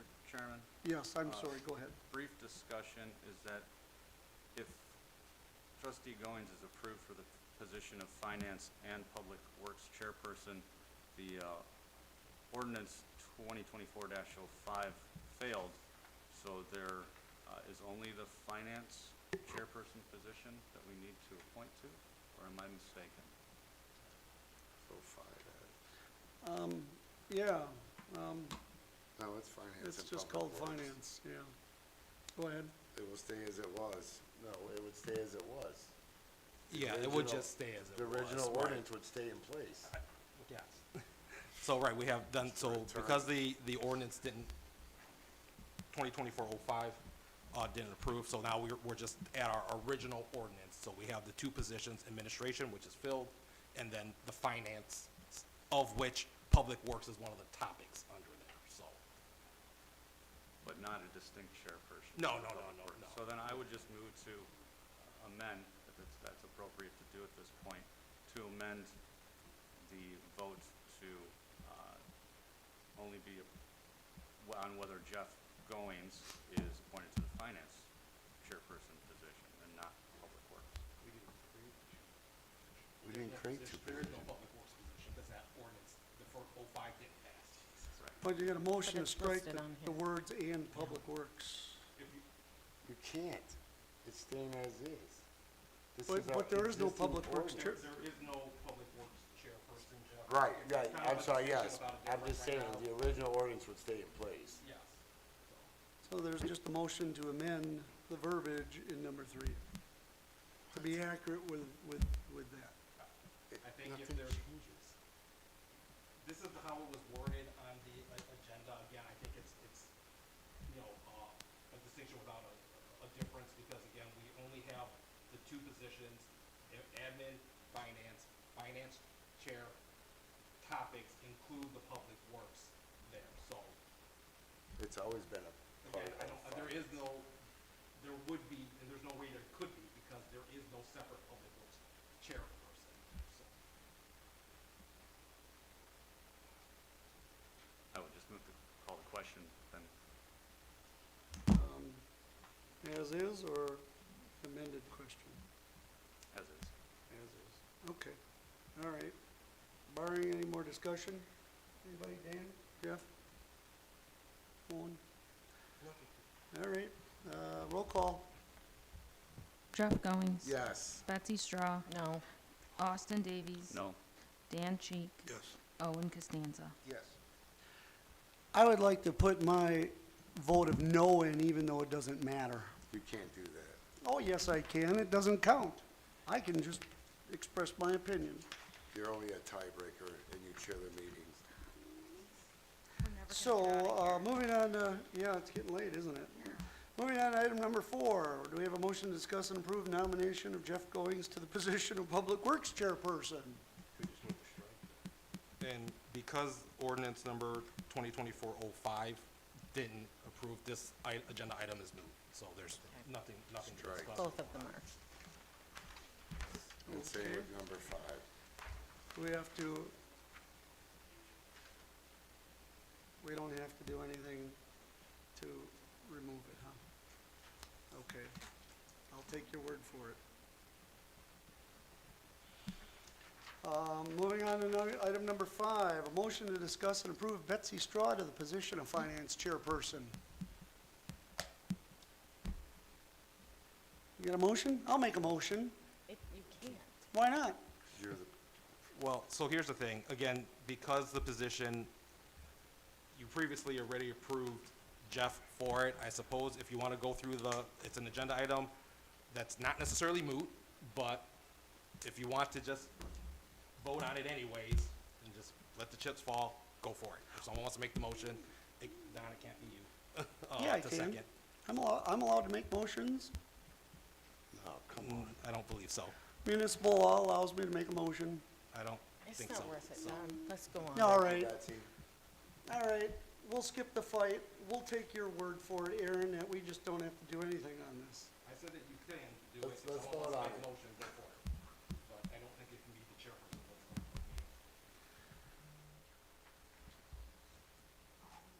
You better go check your municipal law where it says that the village president shall participate in the meetings. So, You can participate, you can't make a motion. that's part of the motion. Participate. let's move on, please. Now we can talk about it. Yeah. Yeah, I don't. All right, did you make a motion, Jeff? Or are we just skipping? I'm not the chair, sir. You are. Okay, No one made a motion at this time. There's been no motion I on made it. a discussed motion, it. since we're gonna vote on it. I'll make the motion. We can't. Yes, I can. Again, I'm gonna advise that you can't, again, you're the chair, if you wanna make the motion, make the motion. I'm on record as saying that I want the motion. Municipal law trumps Robert's Rules of Order, and Robert's Rules of Order on small boards pretty much agrees with municipal law.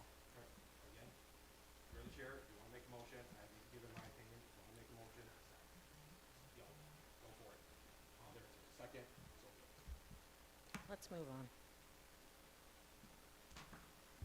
All right, we'll skip it. So this will die for lack of a second. Moving on, new business, item number 6. Do we have a motion to discuss and approve Karen Nyberger as trustee to fill a vacancy of Christy Richardson to Poplar Grove Village Board? I would so move. Motion by Austin, A second.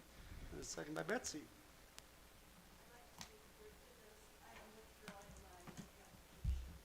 I have sat and listened to this board, nothing has been done for the good of the village at all. And I am a board member and I work for the good of the village. I have heard nothing going on, I'm withdrawing my application, and I will come back and reconsider with probably half this board is gone because none of you are doing anything for the good of the village. Ms. Nybarger, thank you for coming. I apologize. I don't need to listen. Yeah, all right. Moving on. Item, let's see, Well, we had a motion on the floor. item 7 actually, which is actually item 6. So there was a motion, and there was a second to it, but with her withdrawing, Then you don't it's have a person to vote, there's nothing to vote, because she's kind of Pissed off. interceded on that and Okay. made the motion move. Mr. President, Yes, sir. take a 5-minute break. I need to use the restroom, or you want to carry on without me? Go ahead. Is that okay? Everybody all right with that? All right. Yes. We're taking a 5-minute recess at 8:38. Want to take a 5-minute? Yes.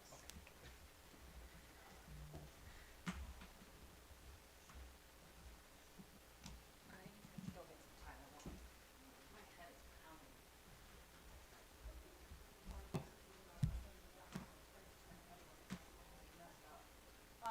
Just so everyone knows, the recording has to keep going, so you are being recorded. It's okay. Okay.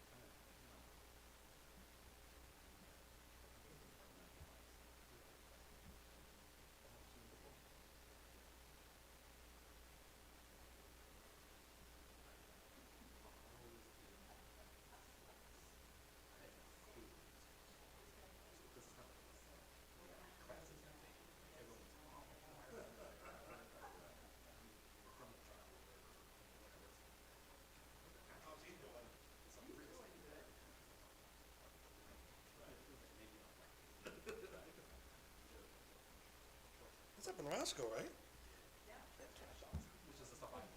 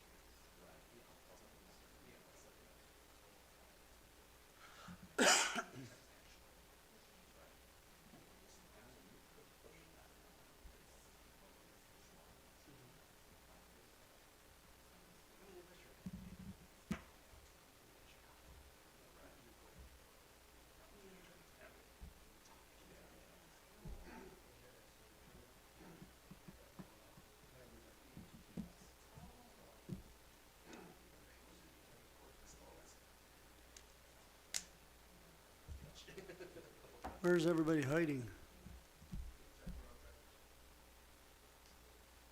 Oh, I come thought he had to go on. to the bathroom.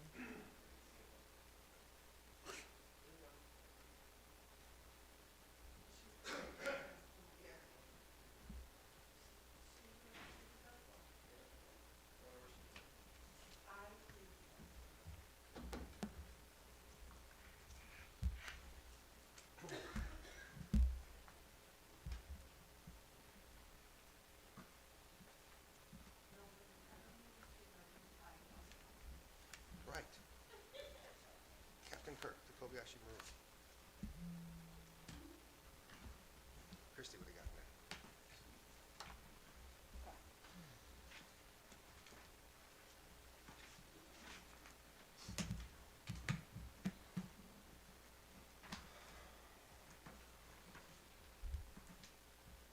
All right, where were we? Item, We are back in at item number, 8:43, just for Nine. record. oh yeah, item number 9, No, we're 8. 8. Those didn't get switched around? No, it failed.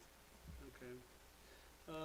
Item number 8, we got a motion to discuss and approve ordinance 2024-06, an ordinance of the Village of Poplar Grove, Illinois, amending Title 1, Chapter 5, Section 152 of the Village Code of Ordinances. Move to approve ordinance 2024-06. Is that the one I asked for also, or that's yours? Oh, okay. Should be the other way around, whoever put the agenda together, but whatever. I don't even remember. I was doing it from my phone. So that was yours, Owen, or whose was this? This was mine, I think. This was Owen's, yeah, and Austin's was number 9. Yeah. Correct? Austin's was requested first. Are we correct before we vote? Well, the agenda is questionable. It's not a second yet, yes. The first ordinance, I understand, is the one that was proposed by Owen. The second, Number ordinance is 9? the one that was proposed, number 9 is the one that was proposed by us. Okay. Second? So you needed a second, yeah? Yeah, All right, so perhaps that discussion. any discussion? Tell us the differences, yeah? Sure. But that might be the easiest thing.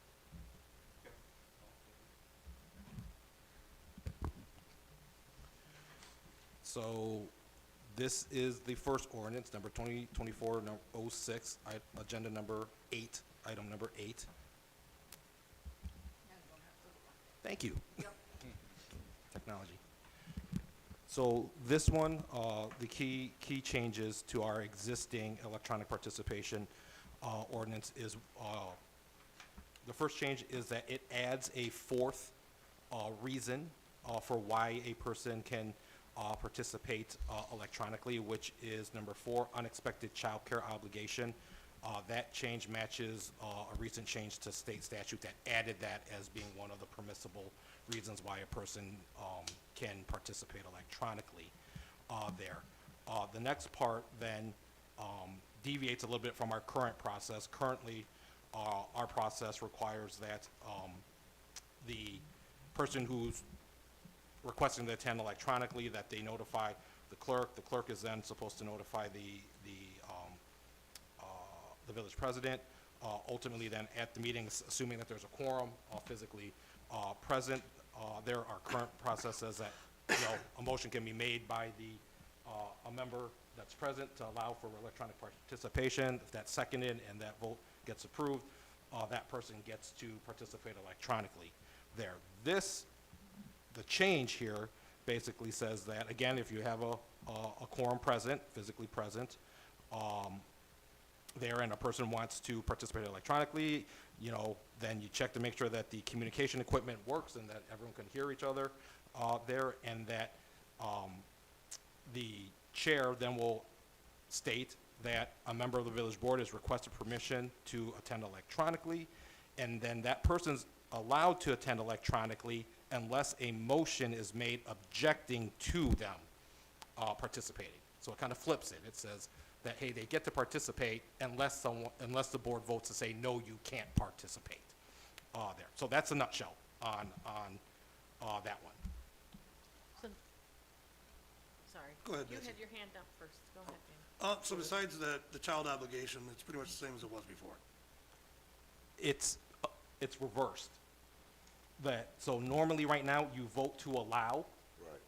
The proposed is they're allowed unless you vote to not allow them to. Why would we do that? Why would we not allow anyone to participate? So what you're saying is it's allowed unless, Right, it's So the allowed unless you verbiage- vote not to so allow let's see them. here, it says approval of phone participation. So that would, the verbiage of that would change? Yeah, so if you look on the bolded and underlined language, 1B, right? The member will be authorized to electronically attend the meeting unless a motion objecting to the member's electronic attendance is made, seconded, and approved by a majority of the members of the village board physically present at the meeting. For any reason? So you can just not attend? You can be voted out not to attend. Makes no sense. Even if you have Work, the anything. correct obligation? Yes, what, Betsy was. I just, go ahead, Austin. so, are you through? No, I'm still confused between As the am I. two. Go ahead, Austin. Thank you, Mr. Chairman. There's a little bit more difference in this proposed ordinance than the existing ordinance. The existing ordinance requires a majority vote to approve someone to attend electronically based on the statutory, not our ordinance, but Illinois statutes, permissible reasons, which would be personal illness or disability, employment purposes or village business, or family or other emergency.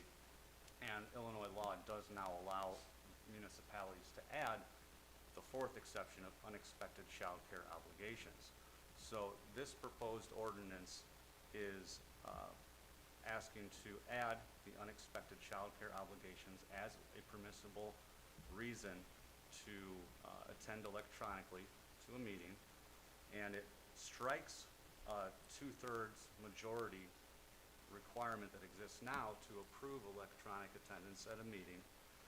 And if you look at, it says B, but it should be C. There's already A, B, so on the second page here where it says B, acceptance or rejection of the request. If you look down to that B1, A and B, subsection A and B of that B1, A says a member of the village board has requested permission to electronically attend the meeting, then that member will be authorized to electronically attend the meeting unless a motion objecting to that member's electronic attendance is made.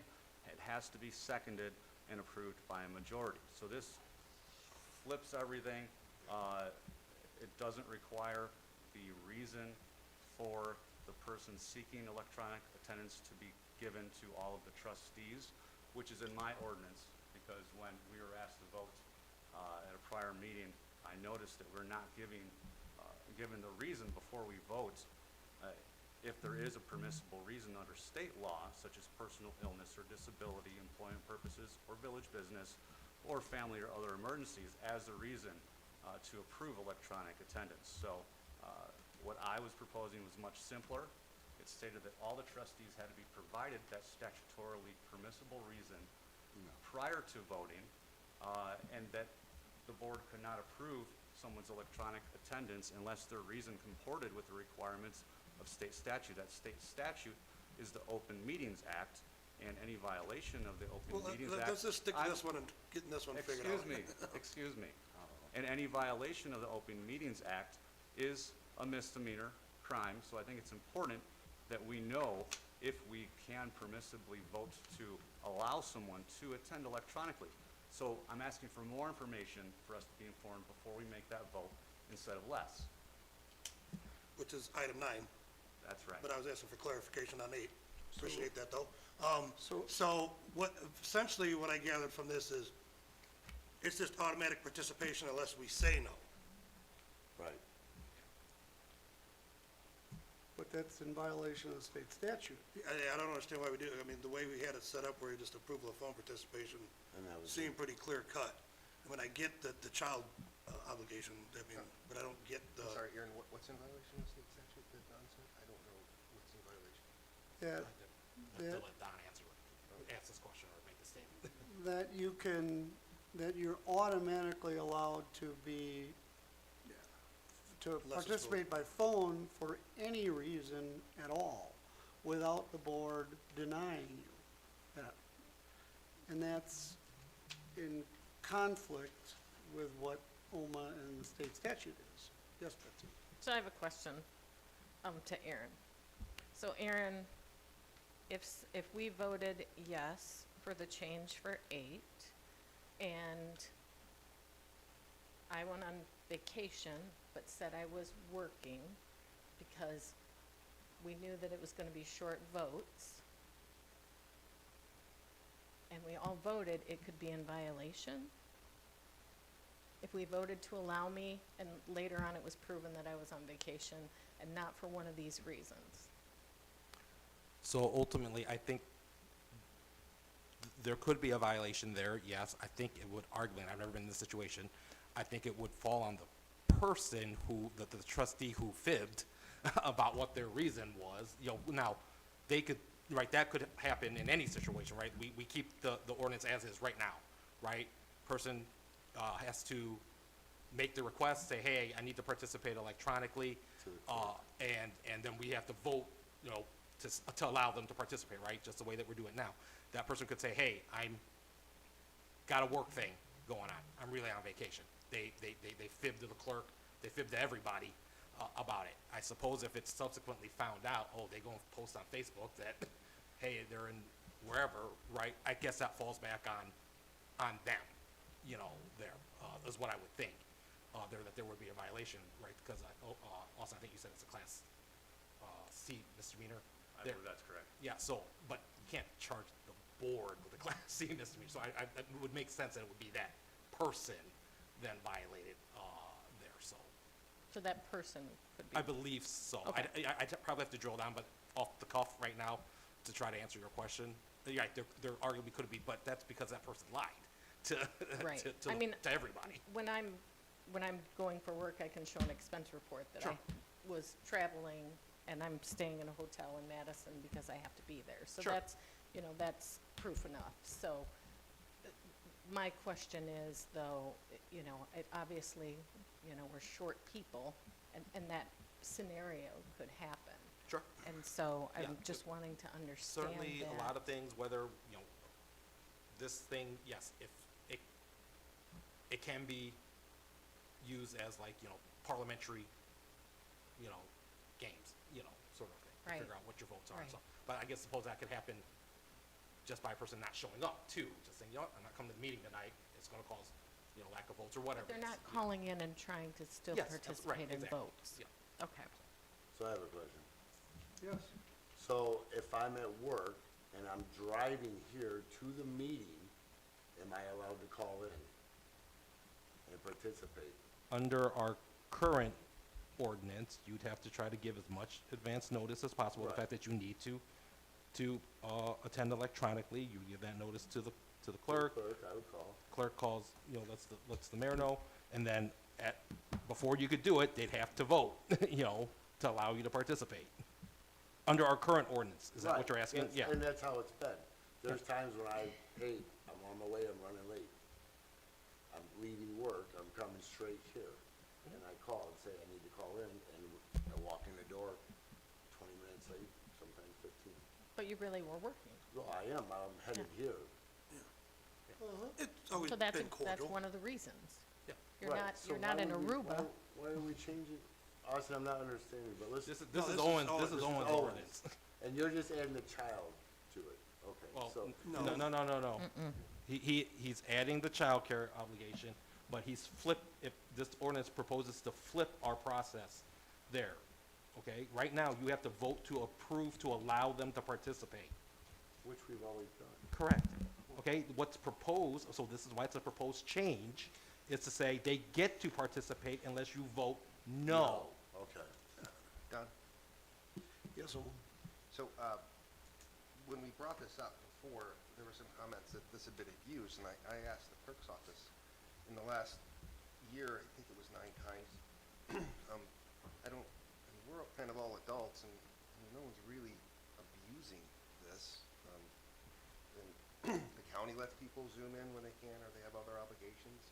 And we're all here representing the people. We don't have to call it back and say, hey, please, I'm doing this. And if we're willing to participate, we're willing to participate. Nobody's really abused it that I know of. I mean, 9 times out of 24 meetings, that's not. And everybody's been 1 here, 2 here, nothing that jumped out at me, unless I'm missing something, Don. I don't know who said it was abused, but I don't know that I saw it as being abused. Do you want to scrap 8 and 9? Is that what you're proposing? Well, Well, we had the state child statute, care. right? Yeah. For the children in that state statute, you said that changed? Yeah. I mean, So we should add that one regardless. yeah, and.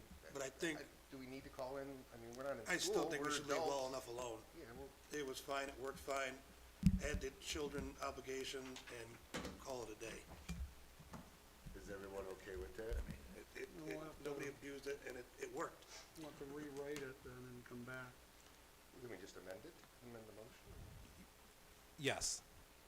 So you have a motion and a second right now for this ordinance as presented, right? Which includes adding the unexpected childcare obligation, but then also has language about flipping it on the head to say you vote to disallow the person, okay? Now, if what I'm hearing, you guys say you want to keep the unexpected childcare obligation, but you don't want any of the other stuff, you want to leave it the way it is, then you can make a motion to amend the ordinance to leave the child care exception obligation, but strike any other additional stuff and leave the remainder, leave the rest of the ordinance as is there. If that gets a second and you guys vote on that amendment gets passed, then you can vote on the underlying ordinance, which the practical result would be just to add the child care, unexpected child care to the ordinance. Is the ordinance clear that it says what the reasons are with the childcare? So it's employment, Yes, so right now, our existing ordinance provides that it's personal illness or disability, 1, 2, employment purposes or village business, 3, family or other emergencies, or 4, unexpected childcare obligations. And I believe that mirrors the State, language okay. in the state statute.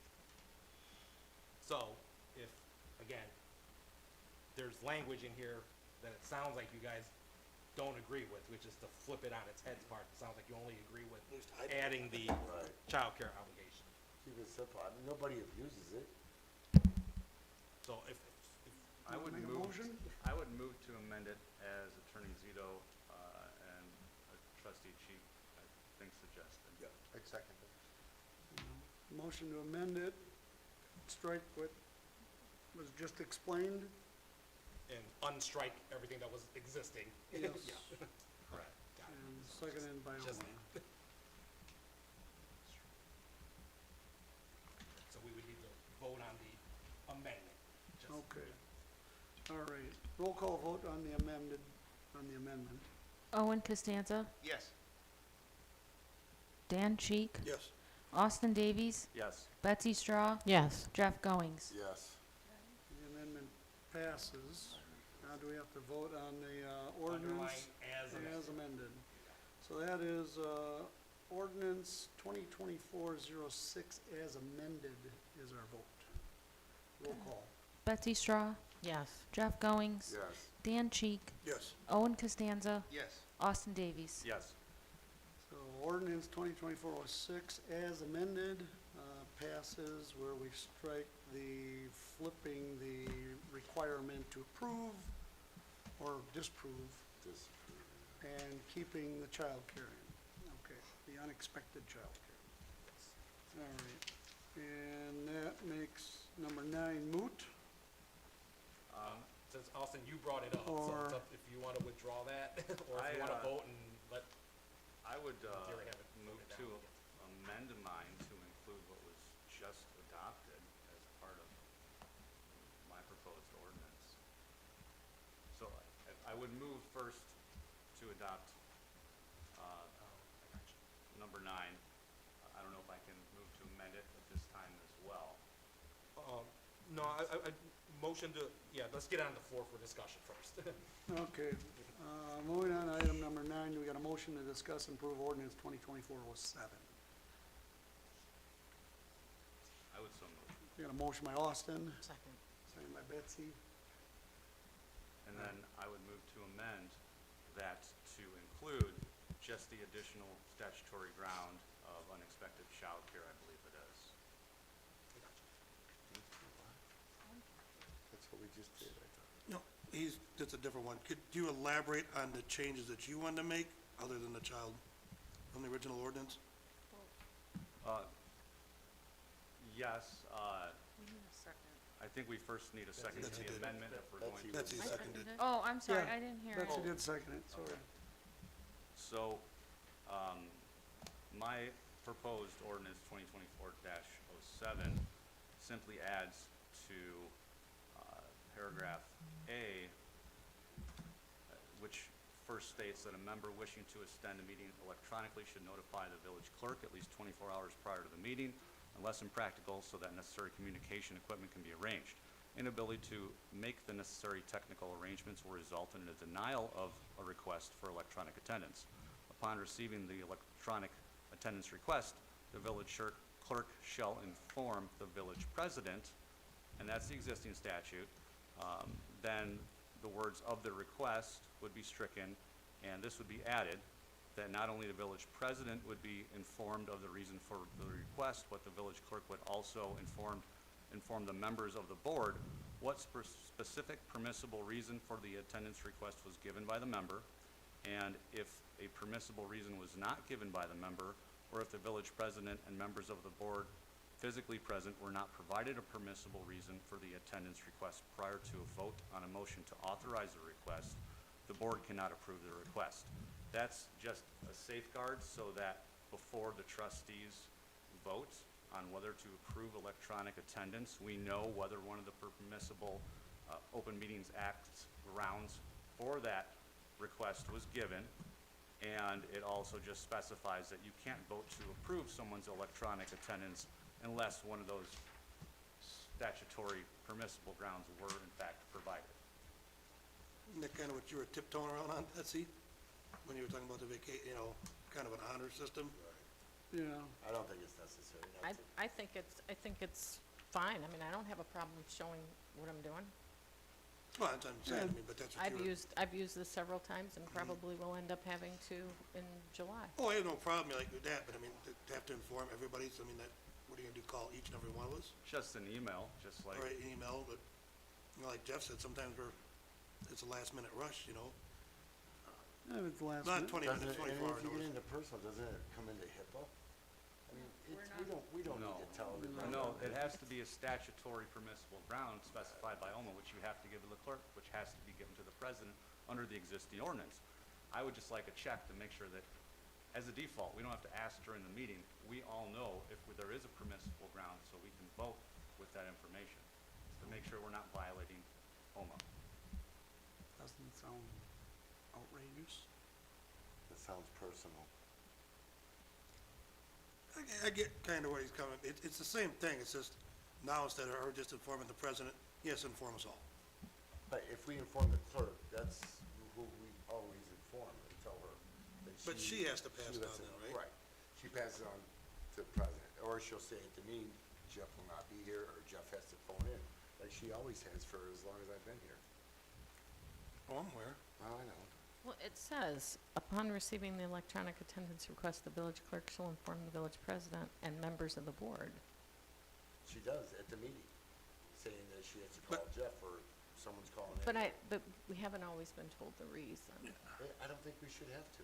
Well, if it's Why under not? OMA, you have to, It's- it has to be noted. Well, we tell the clerk. Do you know why I called in last meeting? Do you know why I called in last meeting? I do. And who told you? You. Yes. Some stuff is personal.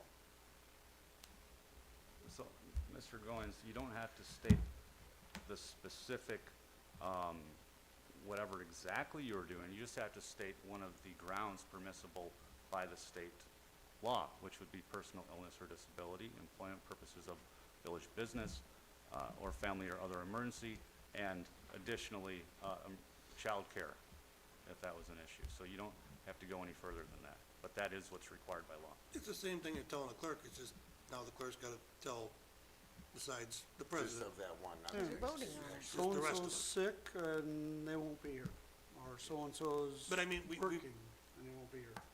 we really never held the guns to the head for the 24 hours either. No.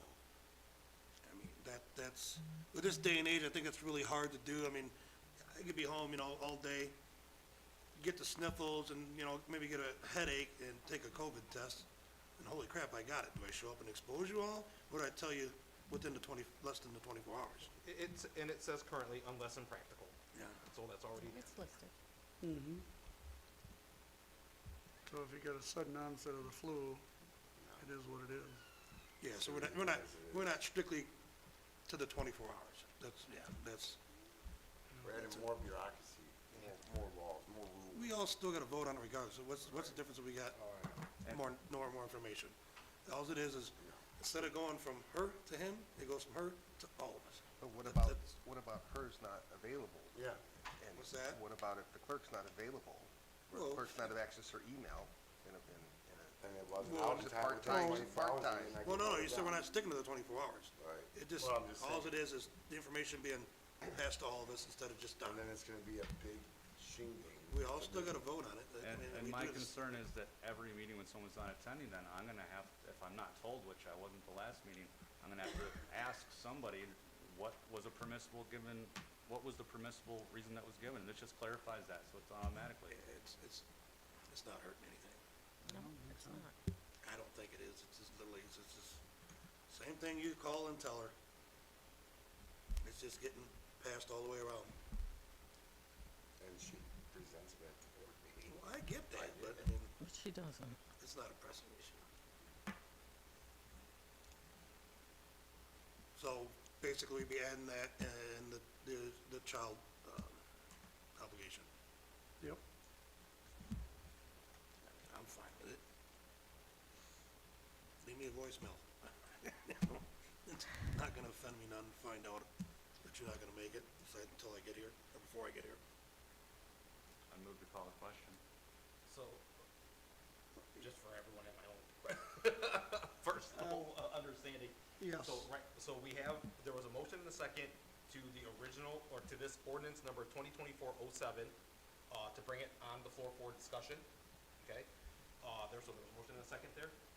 Austin then made a motion to amend the proposed ordinance to add the fourth, permissible reason of unexpected childcare, to the list of acceptable reasons there, and that was seconded by Betsy Yep. there, and then everything else then remains added. That's really the only amendment, because Yep. what's proposed was already in this ordinance. It's Correct. nothing's changed. That's correct. So we need to vote on the amendment, which is just to add the childcare, unexpected childcare.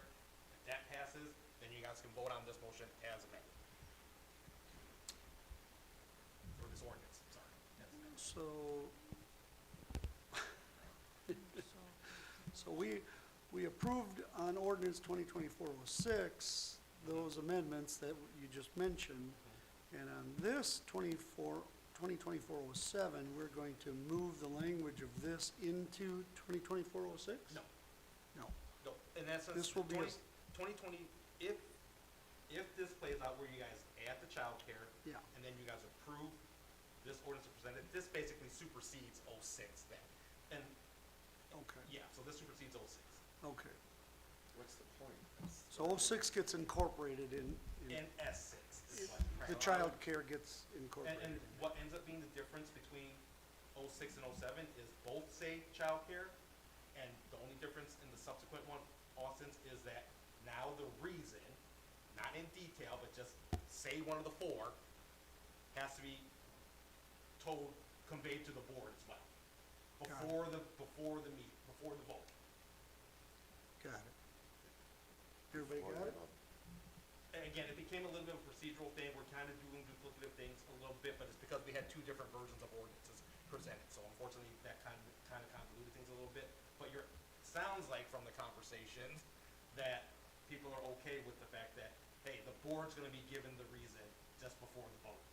And again, Yes. not a detailed reason, just literally saying one of these four. One of the generic reasons, That yes. makes no sense. I would be calling the question on the amendment to 2024-07. And Just to add the childcare, unequipped childcare. Okay, so, So nothing changes, we get the childcare, and then the board gets a notification. That's it, other than that, the ordinance stays the same. yes, But we have that already.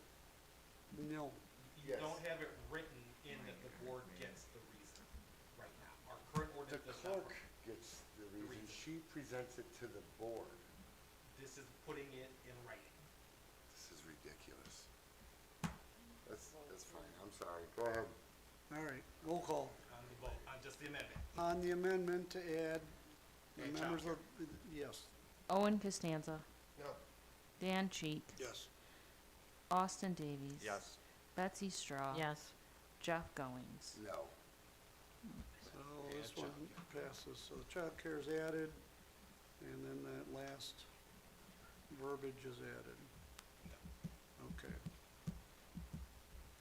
All right, Now we have it as amended. moving on, number 10. We got a No. mo- No. You gotta vote on it. Now you gotta vote Oh, on I'm 2024-07 as amended. Okay, now, okay, roll call for ordinance 2024-07 as amended. Betsy Straw, Yes. Jeff Goings, No. Dan Cheek, Yes. Owen Costanza, No. Austin Davies. Yes.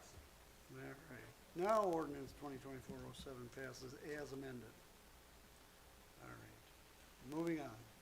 Item number 10, we got a motion to discuss travel reimbursements and purchasing policies. I believe this was That's mine. Betsy's. I would so move. All right, got a motion by Second. Austin, and a second by Owen? Yep. Okay. All right, Betsy, So I sent this out to everybody, just feeling that we need more clarity. And we need to have some discussion on that clarity of all of the things that can be with the expenses. Because I've personally not, I've seen receipts, but not expense reports. And that, we need some better,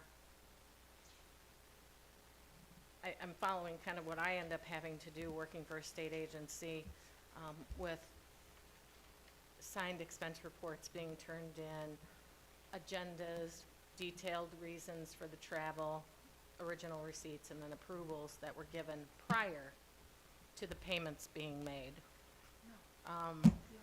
The other thing that I'd like to look at, original receipts. What is original receipt? An original receipt is an itemized receipt for food, not just the credit card. credit card statement where it shows the tip.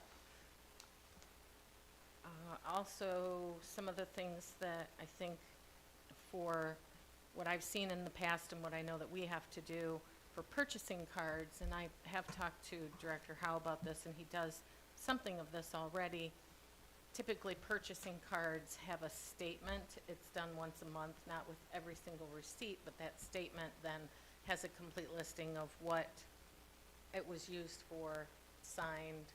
It's complete.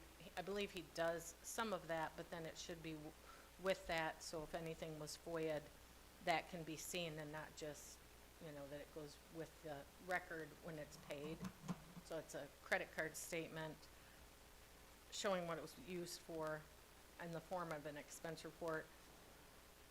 I think one of the things that, that has probably, I have not understood the village and how we do things, is events. So doing the request for an event and having it approved ahead of time, we have some large events that are just assumed, and we, you know, do some expenses for that, but I think it would be better to have that event be pre-approved with, you know, a pre-approved list, description, what the business justification is, the event expenses incurred and estimates for the costs. And then at the end, a final accounting with the listing of it and saying, you know, what worked and what didn't work. If we have these events and they pass on, you know, we do them year over year, again, when new people come, new board members come, they can be shown those things to say this worked, this didn't work.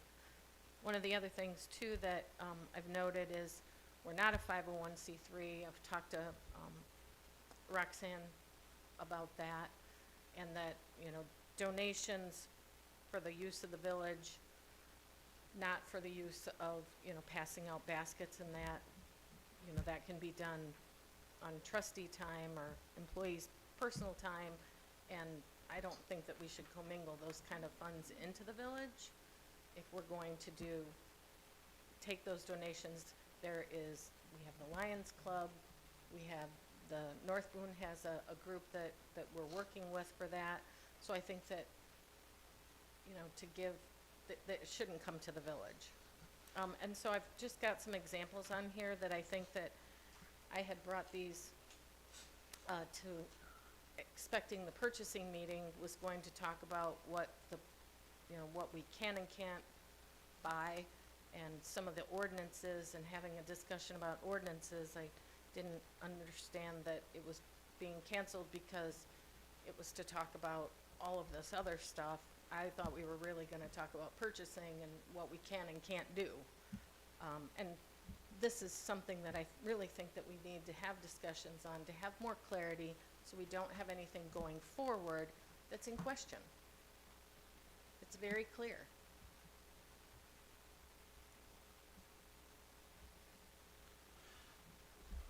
Thank you. I'd like to, you know, it's getting late. I'd like to It is. briefly add to that. I already mentioned Article 8 of the Constitution of Illinois, the finance. And the Local Government Travel Expense Control Act that was passed in March of 2017, which has recommended a review to be done of any travel and credit card policies to determine if any updates are necessary to comply with new legislation. I'm not going to get into the details of the legislation, but our policies already have incorporated a lot of that. And basically it requires formal approval for travel expenses as well as meal purchases. The law provides that the local public agencies regulate the reimbursement of all travel, meal, and lodging expenses of officers and employees. The Illinois Municipal League developed the following analysis for the benefit of our members. And I forwarded this to everybody in emails, probably multiple times. Chapter 6 of our village ordinances, Article J, village officers and employees, has a travel reimbursement and training on it. And the elected official travel reimbursement says, before training session, seminar, or class begins, any member of the corporate authorities must submit to the village president and his or her designee documentation regarding the training, seminar, or class, along with the anticipated costs. So that's prior. Section B starts out, says all training seminars and classes must be approved by the village board before the training seminar or class begins. Item C, prior to the approval of such expenses, the following minimum documentation must be submitted. An estimate of the cost of the travel and meals and lodging expenses, the name of the individual who is requesting or received the travel, the office of the individual who is requesting, the date or the dates and the nature of the official business. Section D speaks about the maximum allowable reimbursements for travel, meal, and lodging expenses is set at $800 per class or conference. Meal costs are subject to the following per day maximum reimbursement limits: $8 for breakfast, $12 for lunch, $20 for dinner. And I think Betsy mentioned, editing that. And then we have a purchasing procedure. And the purchasing procedure has a very specific definition in the beginning. The purpose of this directive is to provide comprehensive purchasing policies and procedures as guidance in the procuring equipment, materials, supplies, and services for the operational requirements of the village, and is created to ensure competitive, unbiased selection and so forth. And I've copied all you on that. The objectives are to comply with all local, state, and federal regulations regarding the purchase of municipal goods and services. And the key word in here is operational requirements. The definition of operational requirements means the need to ensure that the agency is to be operated as effectively, efficiently, and economical as possible, or means requirements based on the economic, technology, structural, or similar needs of an employer. And frankly, it doesn't mean parties and cakes and gift cards. It's not in there, I'm sorry. And then Chapter 11, the State Officials Employees Ethics Act. It actually says, activities prohibited, the solicitation or acceptance of gifts prohibited to be solicited or accepted under the act by any officer or an employee of the village is hereby prohibited. The offering or making of gifts prohibited to be offered or made to an officer or employee of the village under the act is hereby prohibited. And then we move on to the personnel handbook that we have under educational benefits. You can peruse this. It says the village will reimburse up to 75% of the village tuition, laboratory fees, textbooks, etc. The course is directly related. The employee is a permanent full-time employee. The course is offered by a degree granting school, college, university. Village board has appropriated adequate funds. And Section C, the most important, the course expenditures have been approved in advance by the employee's department head and the village board. So we've incorporated that municipal law into our ordinances, and that law specifically talks about a roll call vote by the board, which part of the argument that was going on before was they're trying to say that because we have a financial report that's dropped into our agenda that says we approve check disbursements for $75,000, and then you go over the check report that says check for A, B, C, D, and E, and you get down to credit card services for $5,873.27, and we're voting on that. When there should be a line item for that. We should get the credit card report every month, which we haven't got. And if you go back to 2020, in December, that was the last detailed report that was issued before I was president that had all the line items of all the purchasing that was in there. And in January, there was no report. I don't think there was even a meeting. And in February, that was nixed, and they went to this higher level report so that nobody on the board could see it. Don? Yes, sir. Why did you not say something back in 2020 instead of 2020? I wasn't president in 2020. Okay. You said the first month when you became. Why didn't you say something? I did not say the first month that I became. I became president-elect in April. I was sworn in May. This was changed. The last report was December of 2020, 4 months prior to my election. So it changed in January. You just figured this out, or you knew this from then? That's what I'm trying to figure out. You guys are the ones that did this. We did this? 4 months prior to me being elected. And so to take issue with the date with which I chose to do an audit, No, you're fine. is irrelevant. You're fine to do an audit. You're entitled to anything in those offices, anything in the store. All of us are. You Not- have every right. Okay, cool. You should know that. I'll hold you to that. I have no control over it. Because, you know, Mr. Costanza, you brought up, social media. The Costanza and Jeff Going controlled social media has been calling me a buffoon and a clown Where did they and call putting you a poop buffoon and a emojis clown? out there. I mean, And so, That's me, Don. that's you. Yeah, buddy. And so it's been very entertaining. It's obvious, isn't And it? so you've been criticizing me from day one before I published anything. Only when you call us I've told you criminals. before. And I'll you tell bring you our again, family what would you like to into it. change? Can you write something up and? I would can you like- Itemize what you I- want changed? Betsy has proposed some real great changes. Adherence to our ordinance would be fine too. And then one big change too, is I propose that we close the credit cards down right now and we reopen up a sub and control account like the credit card was prior to getting rid of the village administrator. There was sub and control on the accounts where you had one master card and every other card had a separate number to it for each person to use, so it was trackable. This is what businesses do. That's fine, but the bank didn't have that, and we've never had that, even before the administrator. And I don't care. You wanna find a company that does that. I told you before, whatever you'd like to change. If you want every item to come through you, I'd vote for that right now. However you wanna run it.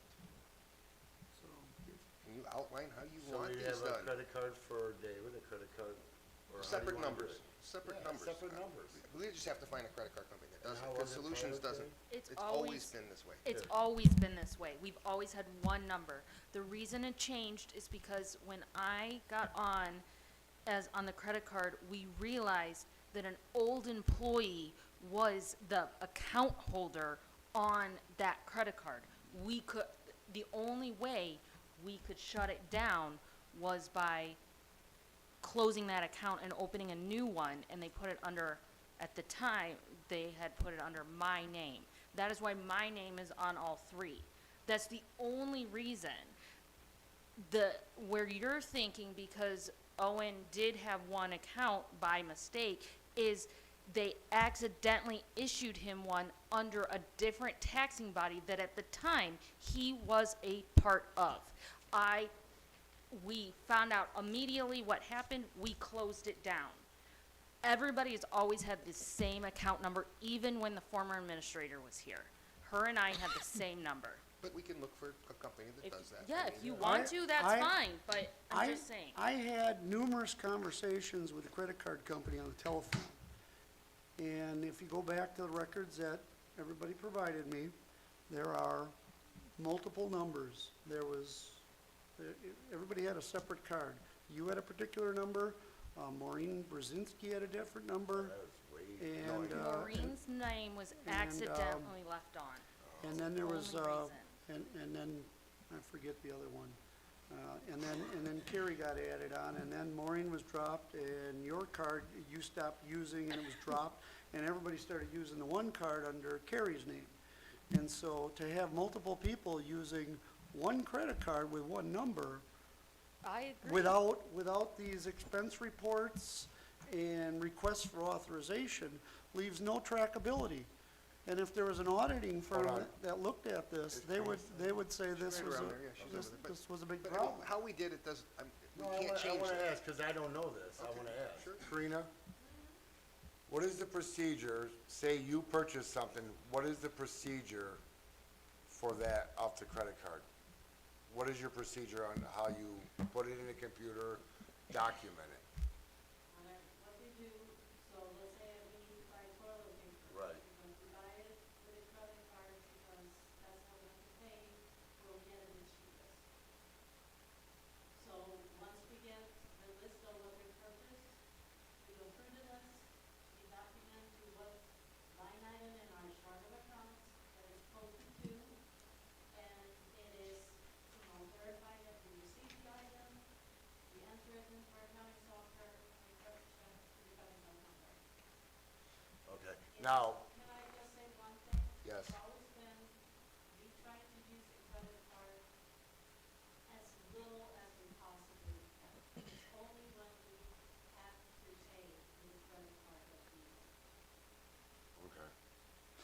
Okay.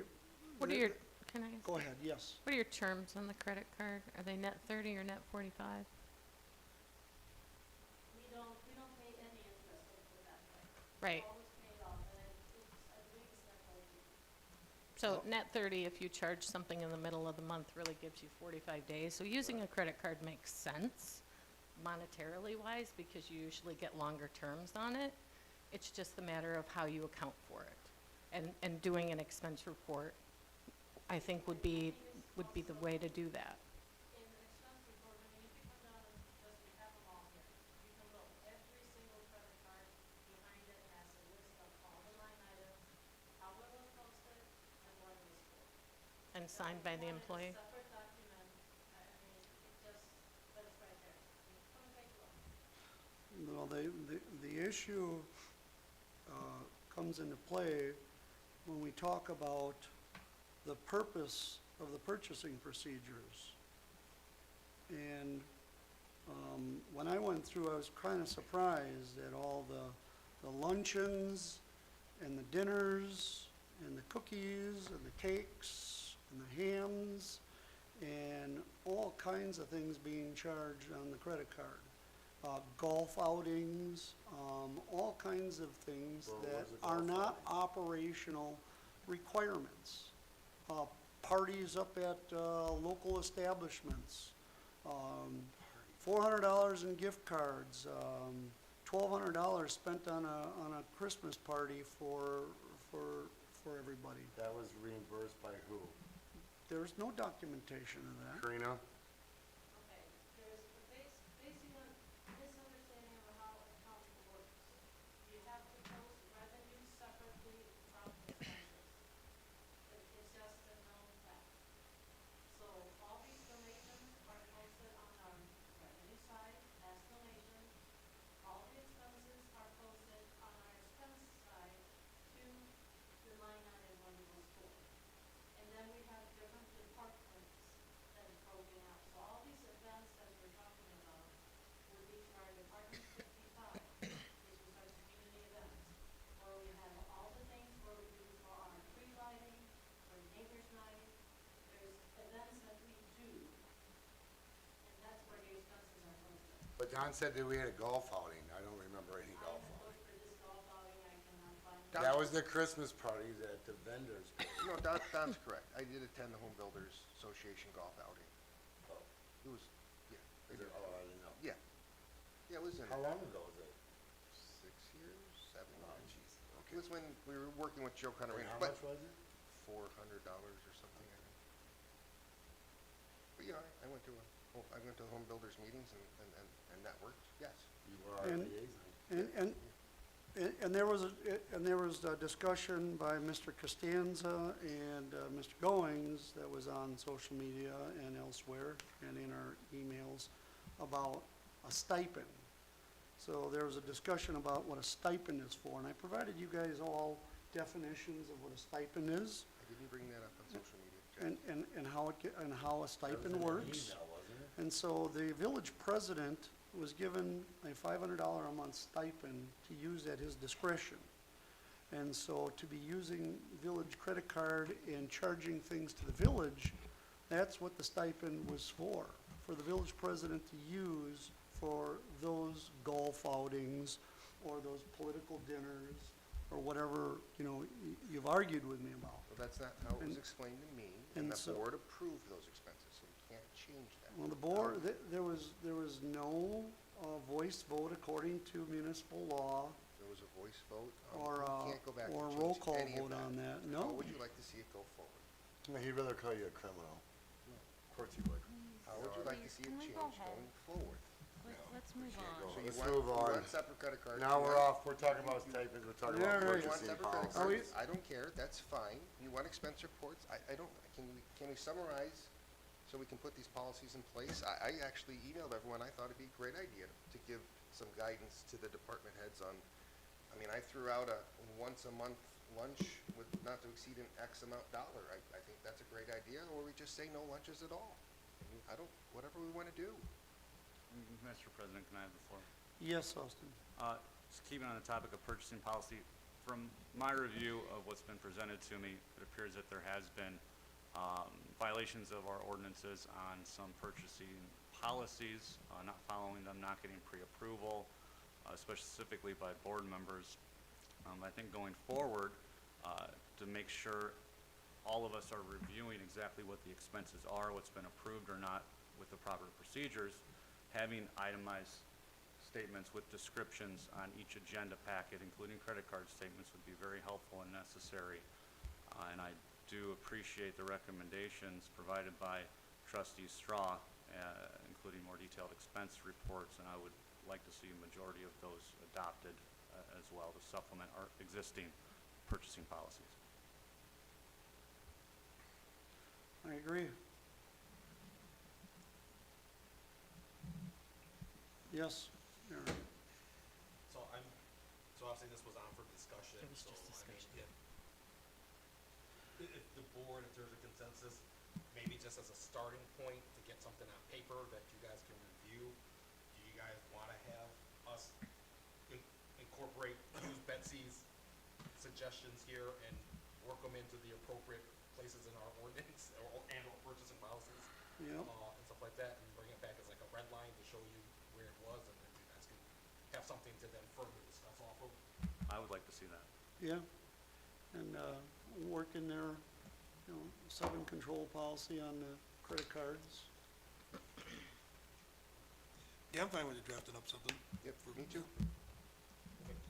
Simplify it. Thank you. Thanks. All right, moving on. Item number 11, we got a motion to discuss possible workshop policy and procedure. Move to discuss.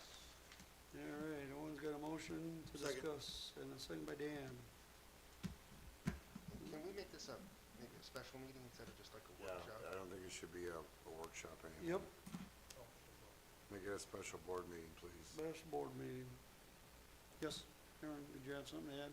Just that, I think that was what our office has suggested, just to kind of, Yeah. you know, past practice has been to do these workshops, other communities have done it, not saying it's right or wrong that they do it, but I think the easiest way to clean it up is no more workshops, just make everything a special meeting with an agenda, case closed. All right, I don't think we have a written policy anyways that talks about workshops, so, Yeah. Mr. President, can I speak to this? yes, So regarding workshop policy and procedure, this was brought up because of the workshop that was, for policy, purchasing procedure that was scheduled, what was it, a week ago? last And Wednesday. through email communications from our treasurer, she indicated that there was a majority of the trustees that had expressed a desire to cancel the meeting. This was following emails from Trustee Trustee Costanza, stating that he thought the meeting had to be canceled on the treasurer's behalf. It was never, no one was copied to that email from the treasurer, and no names were given as to who the majority of the board was that wished to cancel that workshop. Yourself and I communicated to our village attorney, and I also replied back to the treasurer indicating that I would be attending that. You did that as well. And I had no idea who did or did not, except for the treasurer's representation of who wanted to cancel the meeting. So without having a meeting to cancel the meeting with the trustees, I don't know if that's any kind of OMA issue or not, but we showed up here to conduct the meeting, which the treasurer, who announced the so-called cancellation, knew that we would be there, but the doors were locked, nobody was here, and so that's why this is being brought up. And I fully support the village attorney's recommendation that there should be no more of these so-called workshops, and we should only have special meetings that our recorded minutes are taken. Thank you. Yes, Aaron? trying to think what's the best way to Reschedule moralize board. that. I'll put something together in writing. All right. Any other comment? Jeff, Dan, Betsy, Owen? All right. Moving, I have a comment. Yes. Did you guys get a key? Because if not, I'm not that far away, but I recommend you have a key. we'll call you if we need to get in again. All right. date, Don, or for, have a meeting? To have this workshop? Yeah, I need some dates with Meeting. lawyers, have a meeting, all a right. special meeting. Is our agenda getting out of hand next Wednesday? Yes. Okay, let's not Just to put it go on over next this. Wednesday. It's our, Yeah, because we never had it. Oh, got it. We never Why had it don't, with the attorneys. why don't you- I don't know what's on the agenda for next week, but I think we should probably kick it out to the end of the month, maybe. But we have to Yeah. get some dates of the Let's see, attorneys. what do we got? See if you can fit it in the last week of the month or something. It's Oh. spring break. Oh, Yeah, okay, First and week we already have a planning and zoning. So, push it in April. the next month. When's spring break over? I think, Right after Easter, yeah. So Okay. I think the most, 30th, that's the We can't- 30th? 31st. Or 31st? yeah, 31st. So this is Easter Monday. I would not, please 31st. don't do it Easter Monday because we are closed that Friday before. So you get a Friday, Saturday, Sunday, Monday? Oh, Friday, it's not Monday. gonna do a Friday or a weekend, during the week or the following week. We can do it during the Second, week. third? I'll be Is that out, Tuesday, or you're out of town? Yep. Second? I thought you were gonna have last week. Second, I'm running elections in Wisconsin. There's no way. Third?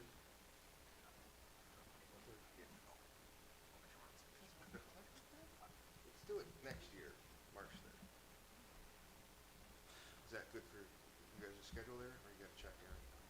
I'll have to check. I know I already have Okay. a city council meeting, but it doesn't mean that. Tentative, and you guys can email us, yeah, Send us an email on what you find, Yeah. and then perfect. we'll check our schedules and reply back to you. say that quick. I was gonna send you, Next month sometime. So April 3rd is the choice. Just April. April.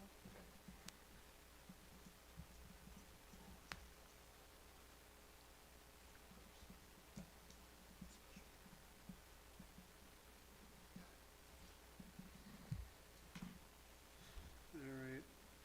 Everybody done with 11? All right. Moving on to item number 12, we got a motion to discuss possible litigation against Boone County, Illinois Watchdog Group. I would move for that discussion. Second. A motion by Austin, second by Owen. This was Owen's item. tweet it from Yes, I thought we should have the discussion on, specifically on the post that accused, or actually commended Don for finding theft in the village as a protection not for us as elected officials, but more for our employees. I don't follow that Mr. page, so- President, if I could have the floor. Yes, Austin. This is a concerning idea to me of instituting litigation against whoever's behind the page, Boone County, Illinois Watchdog Group. It would appear to be an attempt to chill the residents, whoever it may be's freedom of speech.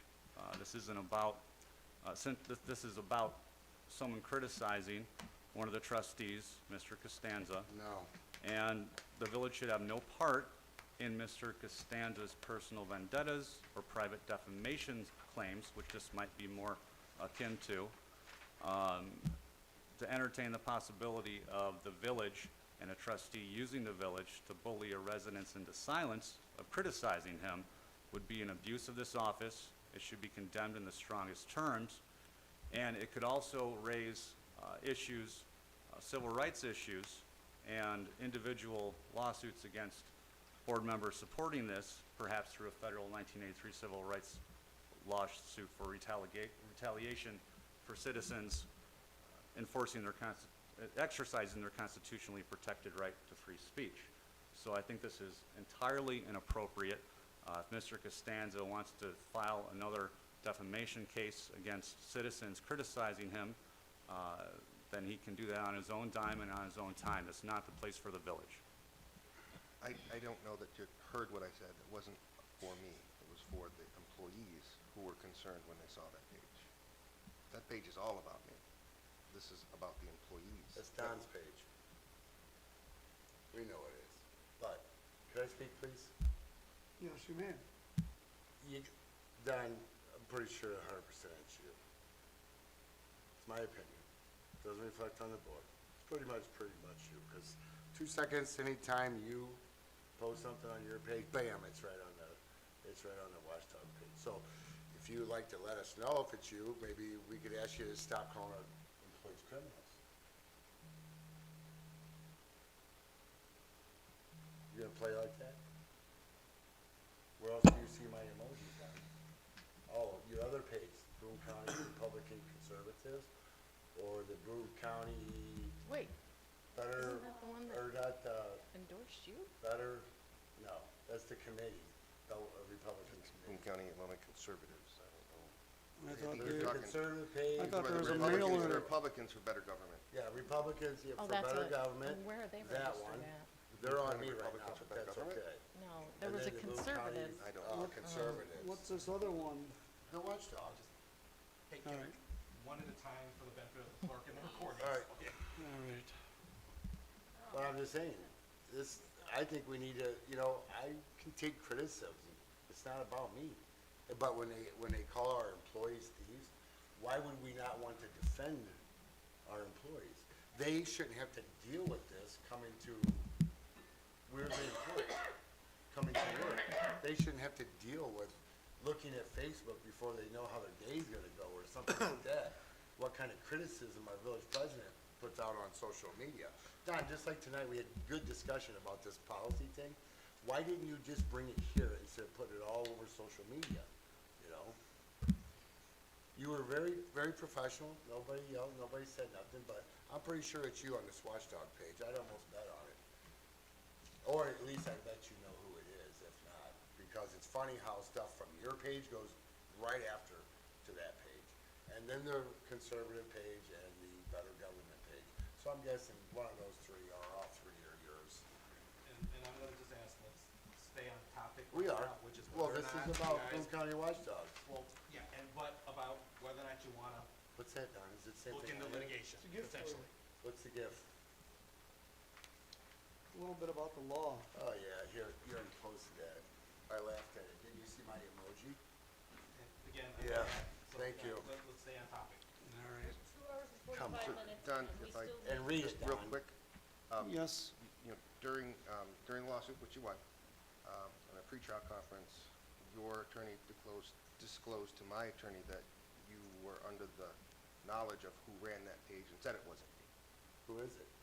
That I don't know, we never got that far. Why don't you tell us, Mr. Sauer?